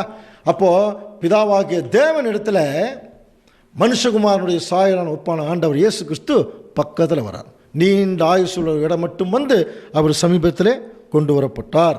அப்படி கொண்டு வரப்படும் போது சகல ஜனங்களும் ஜாதியாரும் பாஷைக்காரரும் அவரையே சேவிக்கும்படி அவருக்கு கர்த்தத்துவமும் மகிமையும் ராஜரீகமும் கொடுக்கப்பட்டது. யாருக்கு? ஆண்டவர் இயேசு கிறிஸ்துவுக்கு. இவரே தேவனாகவும் பிதாவாக இருந்திருந்தா இவர் அதுக்கு இன்னொருத்தருக்கு கொடுக்கணும், அவர் தானே வச்சிருக்கணும். இப்போ பிதாவாகிய தேவன் நீண்ட ஆயுசுள்ளவர். அவர் என்ன பண்ணுறாருன்னா தன்னுடைய இதை எடுத்து கொடுக்குறார். பிதாவாகிய தேவன் தன்னுடைய குமாரனுக்கு எல்லா மகிமை, அந்த பாருங்க, அவரை சேவிக்கும்படி ராஜரீகம் கொடுக்குறார். அவருடைய கர்த்தத்துவம் நீங்காத கர்த்தத்துவம் படிக்கிறோம் இல்லையா? அவருடைய ராஜ்யம் அழியாத ஒரு ராஜ்யம். எவ்வளோ டிஃபரன்ஸ் நமக்கு பைபிளில் காட்டுறாங்க. தேவன் வேற, ஆண்டவர் இயேசு கிறிஸ்து அவருடைய குமாரன். அடுத்தது வெளிப்படுத்தின விசேஷத்தில் பாருங்கள், 4ஆம் அதிகாரம் பிதாவாகிய தேவனுடைய ஒரு சிங்காசன காட்சி இருக்கும். அந்த காட்சியை யோவான் பார்த்துட்டே இருக்கும்போது அப்படியே ஜூம் பண்ணிட்டு 5ஆம் அதிகாரத்துக்குள்ள போறார். 5ஆம் அதிகாரம் 1ஆம் வசனம் வாசிக்கலாம். அன்றியும் உள்ளும் புறமும் எழுதப்பட்டு 7 முத்திரைகளால் முத்திரிக்கப்பட்டிருந்த ஒரு புஸ்தகத்தை சிங்காசனத்தின் மேல் வீற்றிருக்கிறவருடைய வலது கரத்திலே கண்டேன். பாருங்க, சிங்காசனத்தில் ஒருத்தர் வீற்றிருக்கிறார், பிதாவாகிய தேவன். அவருடைய வலது கரத்தில் ஒரு புஸ்தகம் இருக்கா. கவனிங்க. அப்போ அந்த 7ஆம் வசனம் பாருங்க, அந்த ஆட்டுக்குட்டியானவர் வந்து சிங்காசனத்தின் மேல் உட்கார்ந்திருந்தவருடைய வலது கரத்தில் இருந்த புஸ்தகத்தை என்ன பண்ணுறார்? இப்போ வாங்குறார். புரியுதா? இப்போ ஒருத்தரா 2 பேரா? தேவன் சிங்காசனத்தில் உட்கார்க்கார், அவர் கையில் ஒரு புஸ்தகம் இருக்குது. இயேசு கிறிஸ்து வந்து அந்த புஸ்தகத்தை வாங்குறார். 2 பேரும் ஒருத்தரா? யோசனை பண்ணி பாருங்க. இந்த மாதிரி எக்கச்சக்கமான வசனங்கள் பைபிளில் தெளிவாக இருக்குதுங்க. ஆனால் சாத்தான் குருடாக்கி இருக்கிறதுனால பெரிய பெரிய கல்விமான்களுக்கும் போதகர்களுக்குமே இந்த உண்மை மறைக்கப்பட்டிருக்கு. சிம்பிளாக மறைச்சிருக்கான். பைபிள் வாசிச்சிங்கன்னா போதும், பைபிளை விசுவாசித்தா போதும், ரொம்ப அழகாக அது வெளியாக தெரிய வரும். இந்த டிஃப்ரென்ஸ் தான் தொடக்கத்திலிருந்து கவனிங்க. பிதாவாகிய தேவனுக்கும் நம்முடைய ஆண்டவர் இயேசு கிறிஸ்துவுக்குள்ள வித்தியாசம். பிதாவாகிய தேவன் ராஜாதி ராஜா, ஆண்டவர் இயேசு கிறிஸ்து ராஜகுமாரன். பிதாவாகிய தேவன் திராட்சை தோட்டக்காரர். யோவான் 15ஆம் அதிகாரம் படிச்சோம் இல்லையா? நான் மெய்யான திராட்சை செடி, என் பிதா திராட்சை தோட்டக்காரர் சொன்னார் இல்லையா? அப்போ திராட்சை தோட்டக்காரர் செடி ஒன்றா? அப்போ பாருங்க, பிதாவாகிய தேவன் திராட்சை தோட்டக்காரர், ஆண்டவர் இயேசு கிறிஸ்து திராட்சை செடி. பிதாவாகிய தேவன் எஜமான், ஆண்டவர் இயேசு கிறிஸ்து அவருக்கு கீழே வேலை செய்கிறவர். பிதாவாகிய தேவன் நியாயாதிபதி, த டிவைன் ஜஸ்டிஸ், ஆண்டவர் இயேசு கிறிஸ்து பப்ளிக் ப்ராசிக்யூட்டர், நமக்காக பிதாவினிடத்திலே பரிந்து பேசுகிறார். வக்காலத்து வாங்குறவர்னு அர்த்தம். புரியுதுங்களா? அடுத்தது பிதாவாகிய தேவன் அபிஷேகம் செய்பவர், இயேசு கிறிஸ்து அபிஷேகம் செய்யப்பட்டவர். அபிஷேகம் செய்யப்பட்டவங்கிற வார்த்தையினுடைய கிரேக்க வார்த்தை தாங்க கிறிஸ்து. அதுக்கு ஈக்குவலான எபிரேய வார்த்தை தான் மேசியா. மேசியா எபிரேய வார்த்தை, கிறிஸ்து கிரேக்க வார்த்தை. ரெண்டுக்கு என்ன அர்த்தம்? அபிஷேகம் பண்ணப்பட்டவர். அபிஷேகம் பண்ணப்பட்டவர்னா பண்ணவர் ஒருத்தர் இருக்கணும் இல்லையா? நல்லா புரிஞ்சுக்கலாம். அடுத்தது பிதாவாகிய தேவன் பரலோகத்தில் இருக்கிறவர், ஆண்டவர் அங்கிருந்து இறங்கி வந்தவர். அடுத்தது பிதாவாகிய தேவன் சாவாமை உள்ளவர், அவருக்கு சாவே கிடையாது. ஆனால் இயேசு கிறிஸ்து அக்கிரமக்காரருக்காக மரித்தார். பிதாவாகிய தேவன் சர்வ வல்லமை உள்ள கடவுள், ஆண்டவர் இயேசு கிறிஸ்து வல்லமை உள்ளவர். அடுத்தது ஒருவரும் காணாதவர், ஆண்டவர் இயேசு கிறிஸ்துவை பார்த்தாங்க. பிதாவாகிய தேவன் எல்லாத்துக்கும் கீழ்ப்படுத்தினவர், இயேசு கிறிஸ்து அவருக்கு கீழ்ப்பட்டிருந்தவர். பிதாவாகிய தேவனுக்கு ஆதி அந்தமில்லை, தொடக்கமும் முடிவும் இல்லாதவர். ஆனால் இயேசு கிறிஸ்துவுக்கு ஒரு தொடக்கம் இருக்கு பாருங்க. பிதாவாகிய தேவனோட யாரையும் நம்ம ஒப்பிட முடியாது, நல்லா புரிஞ்சுக்கலாம். அடுத்தது பிதாவாகிய தேவன் அனுப்புகிறவர், இயேசு கிறிஸ்து அனுப்பப்பட்டவர். பிதாவாகிய தேவன் உயிரோடு எழுப்புகிறவர், இயேசு கிறிஸ்து உயிரோடு எழுப்பப்பட்டவர். பிதாவாகிய தேவன் எல்லாத்திலும் பெரியவர், இயேசு கிறிஸ்து பிதாவிலும் சிறியவர். நல்லா புரிஞ்சுக்கலாம். பிதாவாகிய தேவன் சர்வ அதிகாரம் வச்சு தன்னுடைய குமாரனுக்கு அந்த அதிகாரத்தை கொடுக்குறார். கடைசியாக பிதாவாகிய தேவன் சிருஷ்டிகர், ஆண்டவர் இயேசு கிறிஸ்து பிதாவாகிய தேவனால் அவர் சிருஷ்டிக்கப்பட்டவர். நல்லா புரிஞ்சுக்கலாம். அன்புக்குரிய சகோதர சகோதரர்களே, தெளிவாக இருக்குது வேதத்தில். இப்படியாக பிதாவாகிய தேவன் தன்னுடைய குமாரனை கொண்டு பயங்கரமான ஒரு திட்டத்தை வகுத்தார். அது மனுக்குலத்திற்கு ஒரு ரட்சிப்பினுடைய திட்டம். கவனிக்கிறீங்களா?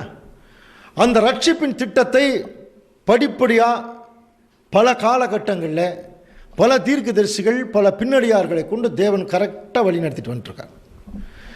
ஸோ கடைசியாக இதெல்லாம் எதில் முடியுது அப்படின்னா, கிறிஸ்துவுடைய 1000 வருஷ அரசாட்சியில் எல்லாமே ஒரு நல்ல முடிவுக்கு தேவன் கொண்டு வந்துடுவார்.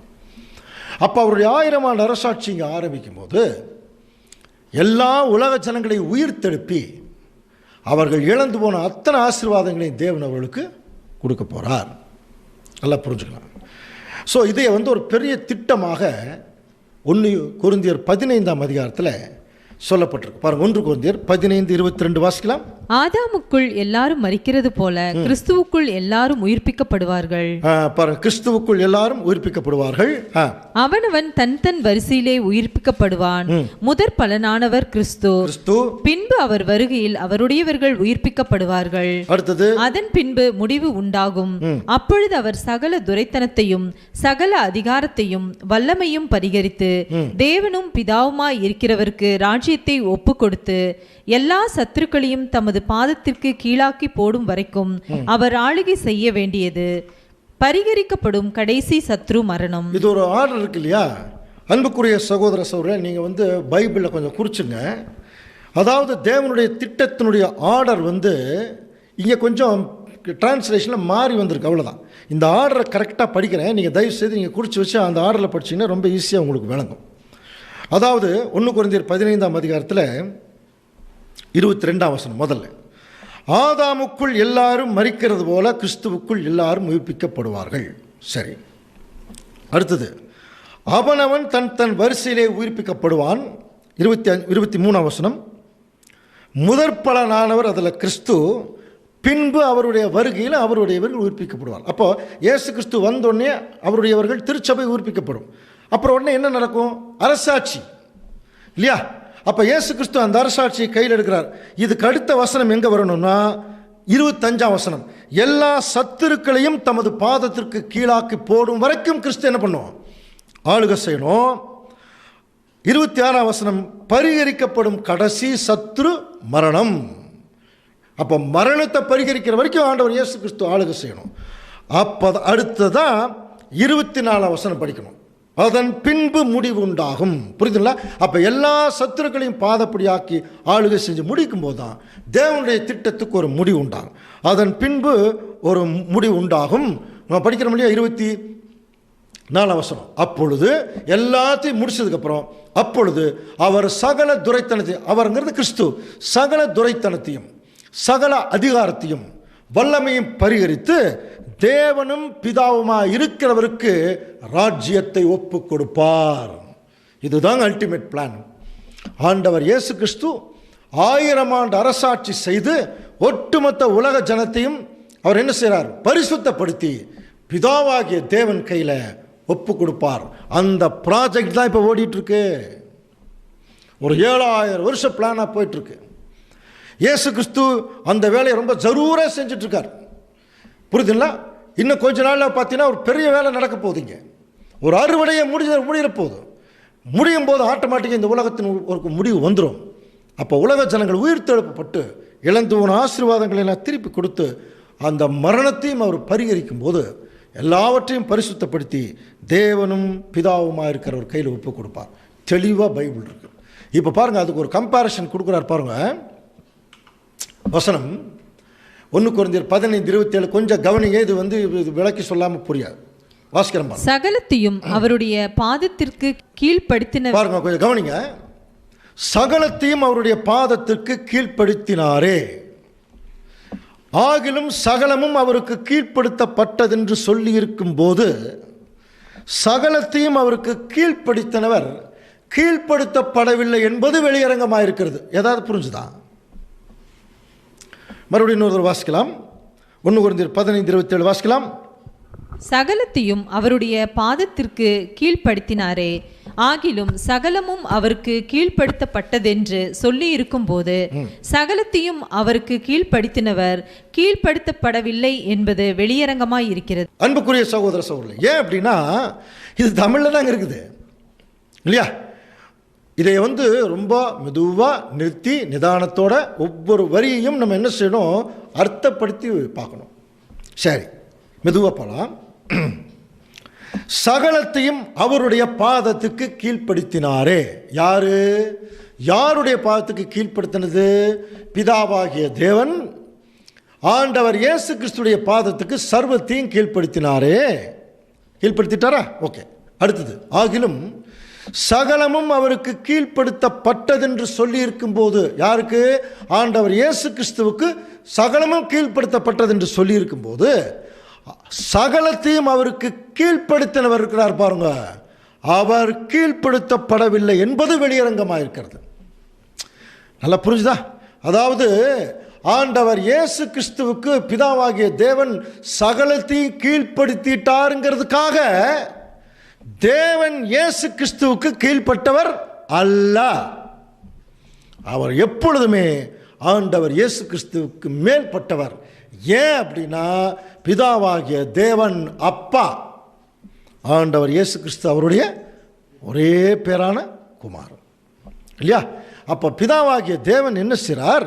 தன்னுடைய மகனுக்கு எல்லாத்தையும் கீழ்ப்படுத்தி நீ நல்ல முறையில் அரசாட்சி பண்ணி எல்லா ஜனங்களையும் ஒரு 1000 வருஷம் பரிசுத்தப்படுத்தி என்னுடைய ஜனங்களை பரிசுத்தமாக என்கிட்ட கொடுப்பா அப்படின்னு சொல்லி பிதாவாகிய தேவன் ஆண்டவர் இயேசு கிறிஸ்து கையில் அந்த பொறுப்பு படைச்சிருக்கார். ஆண்டவரும் மிக இன்னும் சொல்லப்போனால் ரொம்ப ஆர்வத்தோட கவனத்தோட அந்த வேலையை செய்துட்டுருக்காரு. எல்லாத்தையும் பர்ஃபெக்ட் பண்ணி தேவன் கையில் அவர் ஒப்பு கொடுக்குறார். பாருங்கள், 1 கொரிந்தியர் 15:28 பாருங்கள். சகலமும் அவருக்கு கீழ்ப்பட்டிருக்கும் போது, இயேசு கிறிஸ்துவுக்கு கீழ்ப்பட்டிருக்கும் போது தேவனே சகலத்திலும் சகலமுமாக இருப்பதற்கு குமாரன் தாமும் தமக்கு சகலத்தையும் கீழ்ப்படுத்தினவருக்கு கீழ்ப்பட்டிருப்பார். இதுதான் தேவனுடைய திட்டம். புரியுதுங்களா? இயேசு கிறிஸ்து என்ன பண்ணுறார்? எல்லாத்தையும் அவருடைய பாதத்துக்கு கீழ்ப்படுத்தி தேவன் கையில் எல்லாத்தையும் ஒப்படைச்சிட்டு அப்பவும் தேவனுக்கு கீழ்ப்பட்டிருப்பாராம். அதனால தாங்க தன்னுடைய குமாரனை அந்த அளவுக்கு மேலே உயர்த்துறார். வானோர் பூதளத்தோர் எல்லாருடைய முழங்கால் யாவும் முடங்கும்படியான நாமத்தை தம்முடைய குமாரனுக்கு ஆண்டவர் இயேசு கிறிஸ்துவுக்கு பிதாவாகிய தேவன் கொடுக்குறார். கவனிப்பார்கள். அப்போ எப்படிப்பட்ட ஒரு ஞானமுள்ள தேவன், எப்படிப்பட்ட இரக்கமுள்ள கடவுள், எப்படிப்பட்ட ஒரு மகத்துவம் உள்ள கடவுள். அவரை குறித்து நீ படித்து பாருங்க பைபிளில். நம்முடைய பிதாவாகிய தேவன் எப்படிப்பட்டவர்? 103ஆம் சங்கீதம் படித்து பாருங்க. அவர் இரக்கமும் உருக்கமும் நீடிய சாந்தமும் மிகுந்த கிருபையும் உள்ளவர். அவர் என்றைக்கும் கோபம் கொண்டிரார், எப்பொழுதும் கடிந்து கொள்ளார். பூமிக்கு வானம் எவ்வளவு உயரமாக இருக்கிறதோ அவ்வளவு தூரம் நம்முடைய பாவத்தை நம்மளை விட்டு விலக்கிறாராம். மேற்குக்கும் கிழக்குக்கும் எவ்வளவு தூரமோ அவ்வளவு தூரம் நம்முடைய பாவத்தை அவர் விலக்கிறாராம். விளக்கலின்னா என்ன ஆயிருக்கும்? நம்மெல்லாம் அழிஞ்சவர்கள், அழிஞ்சவங்க தான். அப்படி அழிஞ்சு போயிடக்கூடாதுங்கிறதுக்காகவே அன்பான தேவன், கருணையுள்ள கடவுள், புரியுதுங்களா, தன்னுடைய குமாரனை என்ன பண்ணிட்டார்னா, தான் படைச்ச சட்டம் பாவத்தின் சம்பளம் மரணம். அந்த சட்டத்துக்கு கீழ்ப்படிஞ்சு உலக ஜனங்கள் அழிஞ்சு போயிடக்கூடாதுங்கிறக்காகவே அதற்கு ஈடு பலியாகத்தாங்க நம்முடைய ஆண்டவர் இயேசு கிறிஸ்து இந்த பூமியில் அனுப்பினார். உலக ஜனங்களுக்கு வர வேண்டிய தண்டனையை தன்னுடைய மகனுக்கு கொடுத்து உலக ஜனங்களை உயிர்த்தெழுப்பிட்டார். தன்னுடைய மகனை உயிர்த்தெழுப்பினார். ஏன்? தன்னுடைய மகன் உலக ஜனங்களுடைய பாவங்களுக்காக அவர் மரித்தார். உயிர்த்தெழுந்தது தேவனுடைய பரிசுத்தத்திற்காக அவர் உயிர்த்தெழுந்தார்.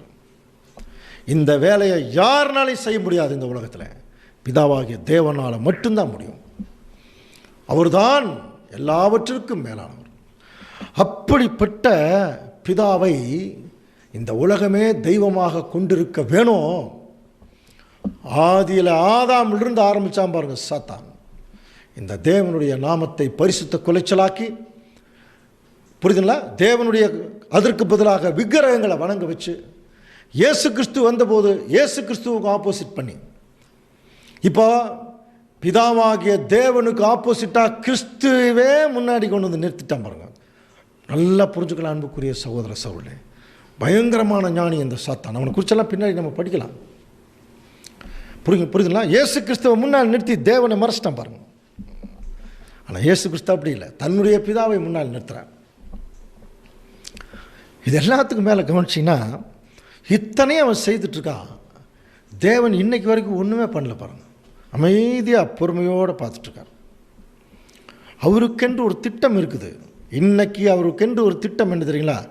எல்லாத்தையும் பார்த்துட்டு தாங்க இருக்கார். அவருக்கு இப்போ முழு நோக்கமே அவருடைய திருச்சபை 144,000 பேர் செலக்ட் ஆகணும். அவருடைய முழு கவனம் அதில் தான் இருக்குது. இந்த சத்தியம் உலகத்தில் இருக்கிற கிறிஸ்தவர்களுக்கு போகாது. அது போனாலும் நிறைய பேருக்கு அது புரியாது. ஆனால் தேவன் யாருக்கு செலக்ட் பண்ணியிருக்காரோ அவங்களுக்கு அது விளங்கிடும். இந்த வசனங்கள் விளங்கும், இந்த வசனத்துடைய விஷயங்கள் விளங்கிடும். அதுக்கு தாங்க இவ்வளவு தூரம் கஷ்டப்பட வேண்டிய ஒரு சூழ்நிலை. அன்புக்குரிய சகோதர சூழ்நிலை. அப்படிப்பட்ட அந்த பிதாவுடைய நாமம் என்ன தெரியுங்களா? ஒரு முறை மோசே தேவன் கூப்பிட்டு நீ போய் இஸ்ரேல் ஜனங்களை மீட்டுட்டு வான்னு சொல்லும்போது மோசே கேட்குறாரு, என்னை அனுப்புனது யாருன்னு கேட்டால் நான் என்ன சொல்கிறது அப்படின்னு சொல்லி யாத்திராகமம் 3ஆம் அதிகாரம் 14ஆம் வசனத்தில், அதற்கு தேவன் இருக்கிறவராகவே இருக்கிறேன் என்று மோசேயுடனே சொல்லி, இருக்கிறேன் என்பவர் என்னை இந்த மாதிரி சொன்னால் ஏதாவது புரியுமா? இப்போ என்னை யார் அனுப்புனதுன்னு கேட்டால் நான் என்ன தேவனே சொல்கிறது அப்படின்னா, இருக்கிறவராகவே இருக்கிறேங்கிறவர் அனுப்புனார் போய் சொல்லு அப்படின்னா எப்படி புரிஞ்சுக்கிறது? இப்போ நமக்கு தமிழில் தாங்க அந்த இருக்கிறவராகவே இருக்கிறேன் இருக்கு இல்லையா? இப்போ மோசேக்கு அது சரியாக இன்னும் விளங்கலை இல்லையா? மறுபடியும் தேவன்கிட்ட அவர் கேட்கறக்கூடிய சூழ்நிலை வரும்போது தெளிவாக சொல்கிறார் பாருங்க. யாத்திராகமம் 6ஆம் அதிகாரம் 2ஆம் வசனம் பாருங்க. மேலும் தேவன் மோசேயை நோக்கி நான் யெகோவா அப்படின்னாராம். நான் யெகோவா. பைபிள் இருக்கிற வசனம் தான். சர்வ வல்லமையுள்ள தேவன் என்னும் நாமத்தினாலே நான் ஆபிரகாமுக்கும் ஈசாக்குக்கும் யாக்கோபுக்கும் தரிசனமானேன். ஆனாலும் யெகோவா என்னும் என் நாமத்தினாலே நான் அவர்களுக்கு அறியப்படவில்லை. இவ்வளோ நேரம் நீங்கள் சத்தியம் கேட்டீங்க இல்லையா? இப்போ உங்களுக்கு ஒரு சந்தேகம் வந்திருக்கணும். பார்த்தீங்களா, இவங்க யாரு? சொல்லுங்க பார்க்கலாம். யாரு? யெகோவான்னு சொல்கிறாங்க பார்த்தீங்களா? இவங்க யெகோவா விட்னஸ் அப்படின்னு சொல்லுவாங்க. நிறைய பிரிப்படுத்தாங்க. யெகோவான்னு சொல்கிறவங்களாம் யெகோவா விட்னஸா? அப்போ பைபிள் யெகோவா விட்னஸ் தானே? அப்போ நல்லா யோசனை பண்ணி பாருங்க. அன்புக்குரிய சகோதர சகோதரர்களே, யெகோவாங்கிற நாமம் உலகத்துக்கே பொதுவான ஒரு நாமங்க. அது ஒரு குறிப்பிட்ட ஒரு ஜனத்திற்காக பொருந்தக்கூடிய நாமம் அல்ல. புரியுதா அன்புக்குரிய சகோதரர்களே? இன்னொரு விஷயத்தை உங்களுக்கு நாங்கள் புரிய வச்சுறோம். நாங்கள் எல்லாமே ஒளிவு மறைவில்லாத தான் சொல்கிறோம். யெகோவாவின் சாட்சிகள்னு ஒரு வகுப்பாக இருக்கிறாங்க, சரிங்களா? அவர்களுக்கும் நமக்கும் சம்பந்தம் இல்லை. அது புரிஞ்சுங்க. அவர்களுக்கும் இந்த சத்தியத்தை சொல்லக்கூடிய தேவனுடைய பிள்ளைகளுக்கும் அதை சேர்ந்த ஆர்கனைசேஷனுக்கும் சம்பந்தம் இல்லை. ஆனால் நம்ம இப்போ நம்ம யாரையும் குற்றப்படுத்துறதுக்காக இந்த சப்ஜெக்ட் இல்லை. இந்த மேடை குற்றப்படுத்துவதற்காக அல்ல, அது என்னன்னு சொல்கிறதுக்காக. யாரையும் தனிப்பட்ட முறையில் நம்ம யாரையும் சொல்லக்கூடாது. ஆனால் தேவனுடைய பிள்ளைகள் நம்ம கூட அப்படித்தாங்க. எடுத்தோடனே யாரையும் தவறாக முடிவு பண்ணிடக்கூடாது. நல்லா புரிஞ்சுக்கலாம். யெகோவா என்கிற பேர் அவர்களுக்கு மட்டும் சொந்தமான பேர் அல்ல, இது உலக பொறுமுறையான நாமம். இன்னொரு விஷயம் தெரியுங்களா? யெகோவான்னு தமிழில் தான் இருக்குது. ஆனால் ஆக்சுவலாக யெகோவாங்கிற தமிழில் சொல்லப்பட்ட வார்த்தையே வந்து சரியான வார்த்தையல்ல என்று வேத விற்பனர்கள் சொல்கிறாங்க. ஒரிஜினலாக யாவே அப்படின்னு தான் இருக்கணுமா, புரியுதுங்களா? அதனால தான் பழைய காலத்தில் எபிரேய மொழியில் பிதாவாகிய தேவனுடைய நாமத்தை வாயில் வந்து அடிக்கடி உச்சரித்து அந்த நாமத்தை குலைச்சிடக்கூடாதுங்கிறனால இதை நீங்கள் 1935 வருஷங்களில் வந்த தமிழ் பைபிளை பார்த்தீங்கன்னா 7000 இடத்துல பழைய ஏற்பாட்டில் கர்த்தர்னு வர்ற எல்லா இடத்துலையும் யெகோவான்னு தான் இருக்கும். தேவனுடைய நாமத்தை வீணில் வழங்கக்கூடாதுன்னு சொன்னதுனால என்ன பண்ணிட்டாங்கன்னா யெகோவான்னு வர்ற எல்லா இடத்துலையும் கர்த்தர்னு போட்டுட்டு முக்கியமான ஒரு 7-8 இடங்களில் மட்டும் யெகோவாங்கிறத போட்டாங்க.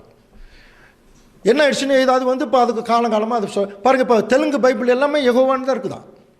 யாராவது நீங்கள் ரெஃபர் பண்ணுறேன்னா நீங்கள் பண்ணிக்கலாம். தெலுங்கு பைபிள்லாம் அதே பேரில் தான் இருக்குது.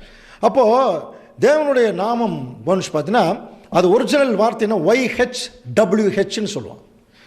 YHWHங்கிற வார்த்தை ஆங்கிலத்தில் நம்ம உச்சரிக்க முடியாது. ஏன் அப்படின்னா ஆங்கிலத்தில் வவ்வல்ஸ்ன்னு சொல்கிற முடியும். ஆங்கில உயிரெழுத்துக்கள் ஒரு ஒரு ஒரு வார்த்தையில் இருந்தால் மட்டும்தான் அது உச்சரிக்க முடியும்.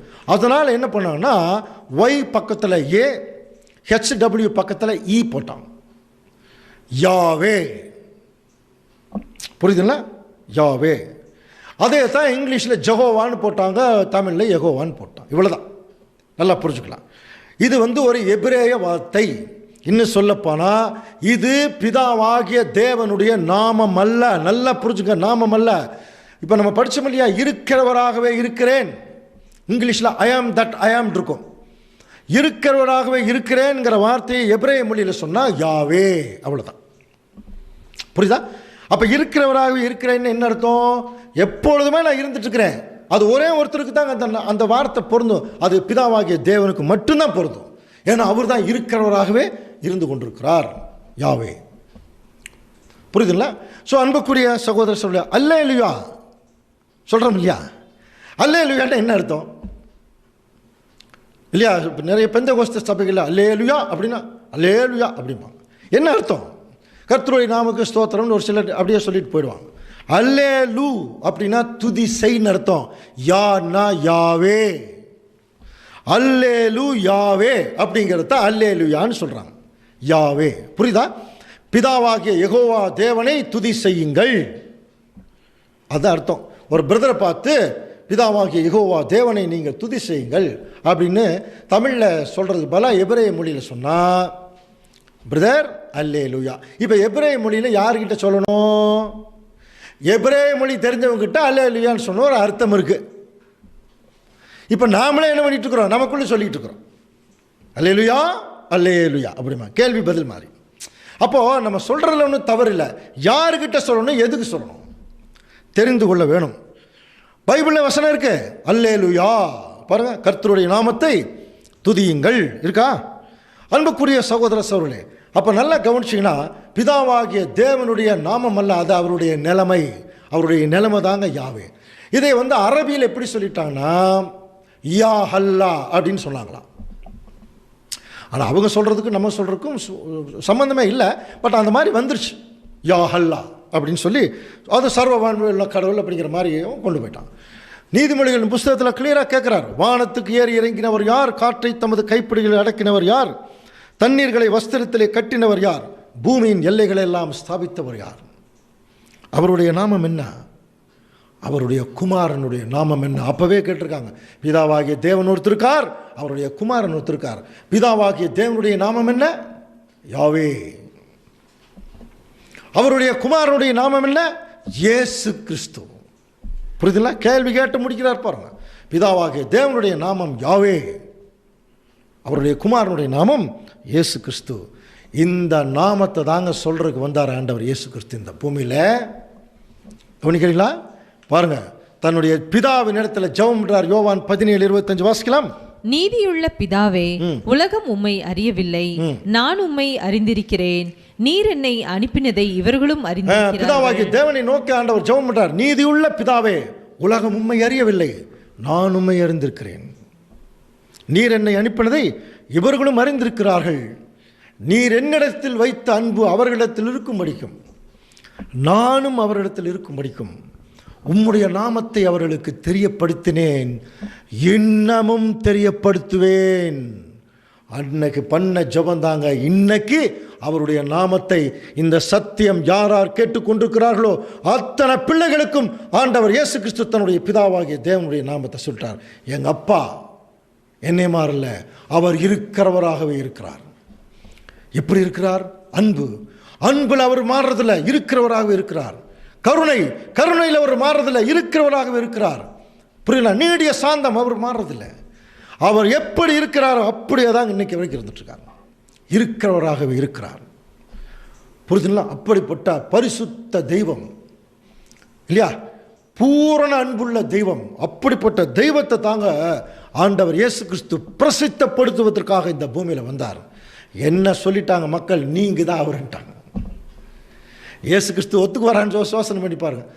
நான் அவர் இல்லைப்பா, எனக்கு மேலே ஒருத்தர் இருக்கிறாரு, அவருடைய நாமத்தை சொல்றதுக்கு தான் உங்களுக்கு வந்திருக்கேன் சொல்லிட்டார். இன்னைக்கு நமக்கெல்லாம் சொல்லிட்டார். புரியுதா? இன்னும் கொஞ்சம் பேர் இருக்கலாம் இந்த உலகத்தில், அவங்களுக்கும் அவர் சொல்லிடுவார். அன்புக்குரிய சகோதர சோழே, அதனால தான் நம்முடைய முன்னோர்கள் எல்லாம் இந்த அட்ரஸ் கரெக்டாக போகணுங்கிறதுக்காக எப்படி தெரியுங்களா ஜெபம் பண்ணுவாங்க?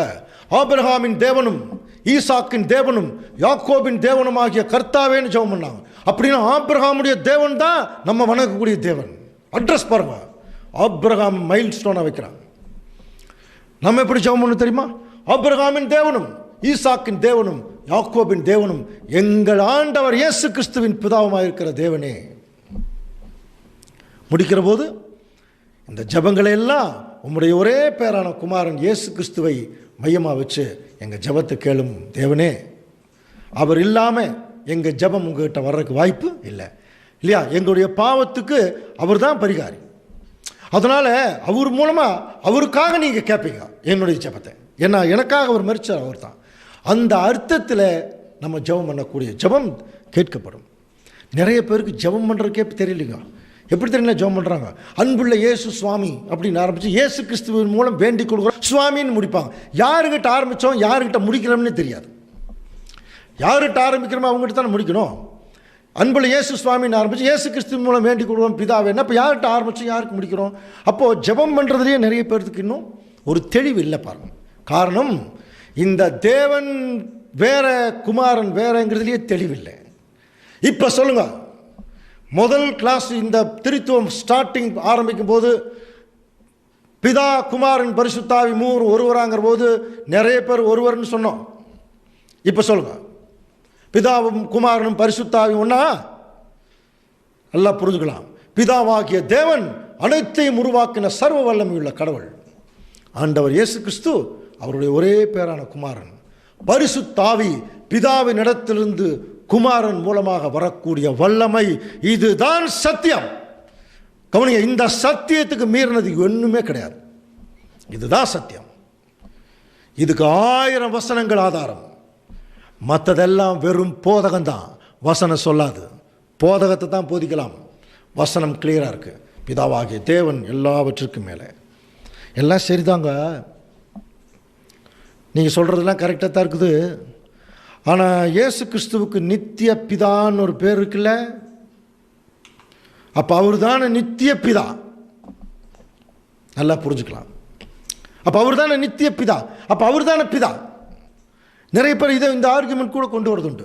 இத்தனை வசனங்களும் பிதா வேற குமாரன் வேறன்னு சொன்னதுக்கப்புறம் இந்த ஒரு வசனம் மட்டும் இல்லைல்ல அவர் தான் இவருன்னு சொல்லுமா? அப்போ நம்ம என்ன, இந்த வசனம் எங்கே இருக்குது, அதை எப்படி படிக்கணும், எப்படி புரிஞ்சுக்கணும், அது வேணும் இல்லையா? அன்புக்குரிய சகோதரர்களே, பிதான்னா யாருன்னு சொன்னோம்? அப்பா. நித்திய பிதான்னா என்ன அர்த்தம்? நித்தியமாக இருக்கிற அப்பான்னு அர்த்தமா? அப்படியும் சொல்லலாம். அப்போ நித்தியமாக இருக்கிற அப்பா பிதாவாகிய தேவன் தான். இயேசு கிறிஸ்து அப்படி இல்லையே. அவர் ஒரு குறிப்பிட்ட காலத்துக்கு அப்புறம் தானே உருவாக்குறார். நல்லா புரிஞ்சுக்கலாம். அப்படின்னா நித்திய பிதான்னு என்ன அர்த்தம்? முதல்ல அந்த வசனம் எங்கே இருக்குன்னு பாருங்க. ஏசாயா 9:6 நமக்கு ஒரு பாலகன் பிறந்தார், நமக்கு ஒரு குமாரன் கொடுக்கப்பட்டார், கர்த்தர் தூவம் அவர் தோளின் மேல் இருக்கும், அவர் நாமம் அதிசயமானவர், ஆலோசனை கர்த்தா, வல்லமையுள்ள தேவன், நித்திய பிதா, சமாதான பிரபு. இதெல்லாம் ஆண்டவர் இயேசு கிறிஸ்துவுக்கு வச்சிருக்கிற டைட்டில். சமாதான பிரபுன்னா என்ன? சமாதானத்தை கொடுக்கிறவருக்கு அவர் தான் தலைவர். வல்லமையுள்ள தேவன், இருக்கு இல்லையா? பிதாவாகிய தேவனுக்கு சர்வ வல்லமையுள்ள தேவன் அப்படின்னு இருக்கு. இயேசு கிறிஸ்து வல்லமையுள்ள தேவன், அதில் எந்த விதமான மாற்றம் இல்லையே. அவரும் ஒரு மேலாக உயர்ந்தவர் தானே, அதிசயமானவர் படிச்சிருக்கிறோம். அப்போ நித்திய பிதான்னு என்ன அர்த்தம் அது வேணும் இல்லையா? இந்த உலகத்தில் இருக்கிற எல்லா ஜனங்களுக்கு அவர் பிதான்னு சொல்லப்பட்டிருந்தா ஓகே இல்லையா? எல்லாத்துக்கும் அவர் தான் பிதா, இயேசு கிறிஸ்து தான் பிதான்னு எங்கேயுமே வசனம் கிடையாது.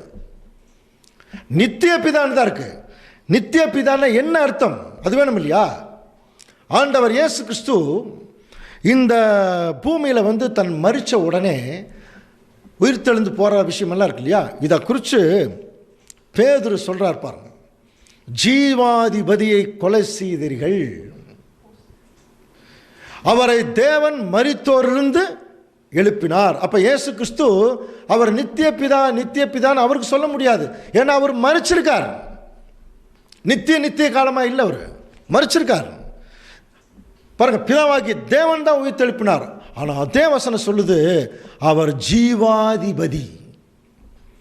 சொல்லுங்க, ஜீவனுக்கு அதிபதி அவர் தானா? புரியுதுங்களா? அப்போ ஆதாம் முற்பிதான்னு சொல்ற முடியும். ஆதாம் எதுக்கு அதிபதி ஆயிட்டார்? மரணத்துக்கும் பாவத்துக்கும். இயேசு கிறிஸ்து ஜீவனுக்கு அவர் அதிபதியாக இருக்கார்.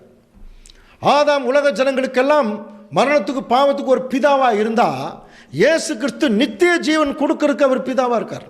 நித்திய ஜீவனுக்கு அவர் பிதாவாக இருக்கார். அதைத்தான் சொல்கிறார். இந்த பிதாங்கிற வார்த்தையை கவனிச்சு பாருங்க. சாத்தானு கூட இருக்குதுங்க. ஆண்டவர் இயேசு கிறிஸ்து பேசுகிறார் பாருங்க. யோவான் 8:44, அவன் பொய்யனும் பொய்யுக்கு பிதாவுமாக இருக்கிறபடியா. அப்படின்னா அவன் தான் பிதாவா அப்படின்னு அர்த்தம். பொய்யை உருவாக்குனதே அவன் தான், அதனால தான் அவனுக்கு பொய்யுக்கு பிதான்னு பேர். அப்போ நித்திய பிதான்னா நித்திய ஜீவன் கொண்டு வர்றதுக்கு காரணமே இயேசு கிறிஸ்து தான். The father of everlasting life, அதைத்தான் நித்திய பிதான்னு போட்டிருக்காங்க. நல்லா புரிஞ்சுக்கலாம் அன்புக்குரிய சகோதரர்களே. இந்த கம்பேரிஷன் பவுல் ஏற்கனவே சொல்லிட்டார். முந்தின மனுஷனாகிய ஆதாம் ஜீவ ஆத்மாவானான் என்று எழுதியிருக்கிறது பிந்தின ஆதாம். அப்போ இயேசு கிறிஸ்து தான் பிந்தின ஆதாம், உயிர்ப்பிக்கிற ஆவி. உயிர்ப்பிச்சு என்ன கொடுக்க போறார்? ஜீவன் கொடுக்க போறார்.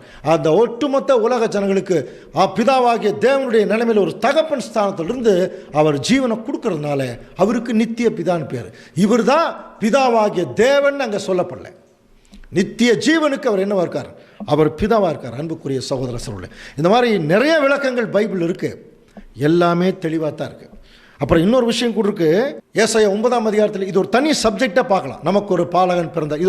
இது வந்து தேவனுடைய திட்டத்தில் ஒரு நீண்ட கால திட்டத்தை தேவன் எப்படி செயல்படுத்த போறார் ஆண்டவர் இயேசு கிறிஸ்துவை வச்சு அப்படிங்கிறதுக்கு அந்த டைட்டிலே அந்த வசனம். முதல்ல அவர் பிறக்கிறது, அதுக்கப்புறம் இந்த பூமியில் அவர் வந்து தேவனுடைய கர்த்தத்துவம் அவர் கையில் எடுக்கிறது, அதிசயமான விஷயத்தை ராஜ்யத்தில் செய்கிறது, ஒட்டுமொத்த உலக ஜனங்களுக்கு ஒரு ஆலோசனை கர்த்தாவாக இருக்கிறது, வல்லமையான ஒரு அரசாட்சியை உலக ஜனங்கள் மேலே பண்ணுறது, கடைசியாக அவர்களுக்கு நித்திய ஜீவன் கொடுக்கக்கூடிய நித்திய பிதாவாக இருக்கிறது, கடைசியாக சமாதானத்தை உண்டு பண்ணுறார்.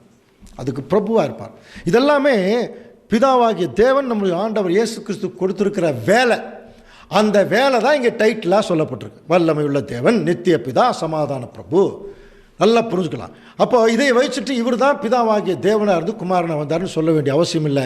1000 வசனங்கள் நிறைய நம்ம பைபிளில் நம்ம வாசிக்கலாம்.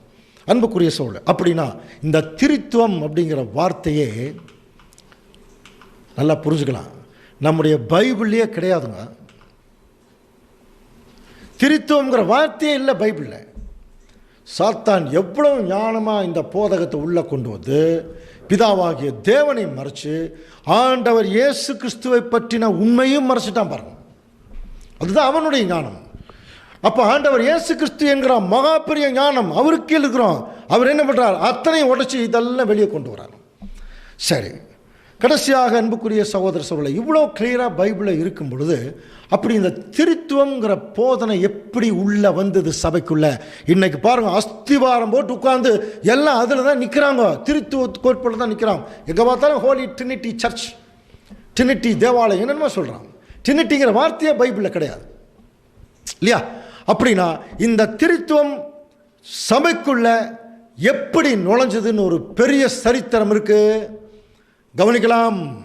அந்த சரித்திரத்தை நம்ம அடுத்த கிளாஸில் பார்க்கலாம்.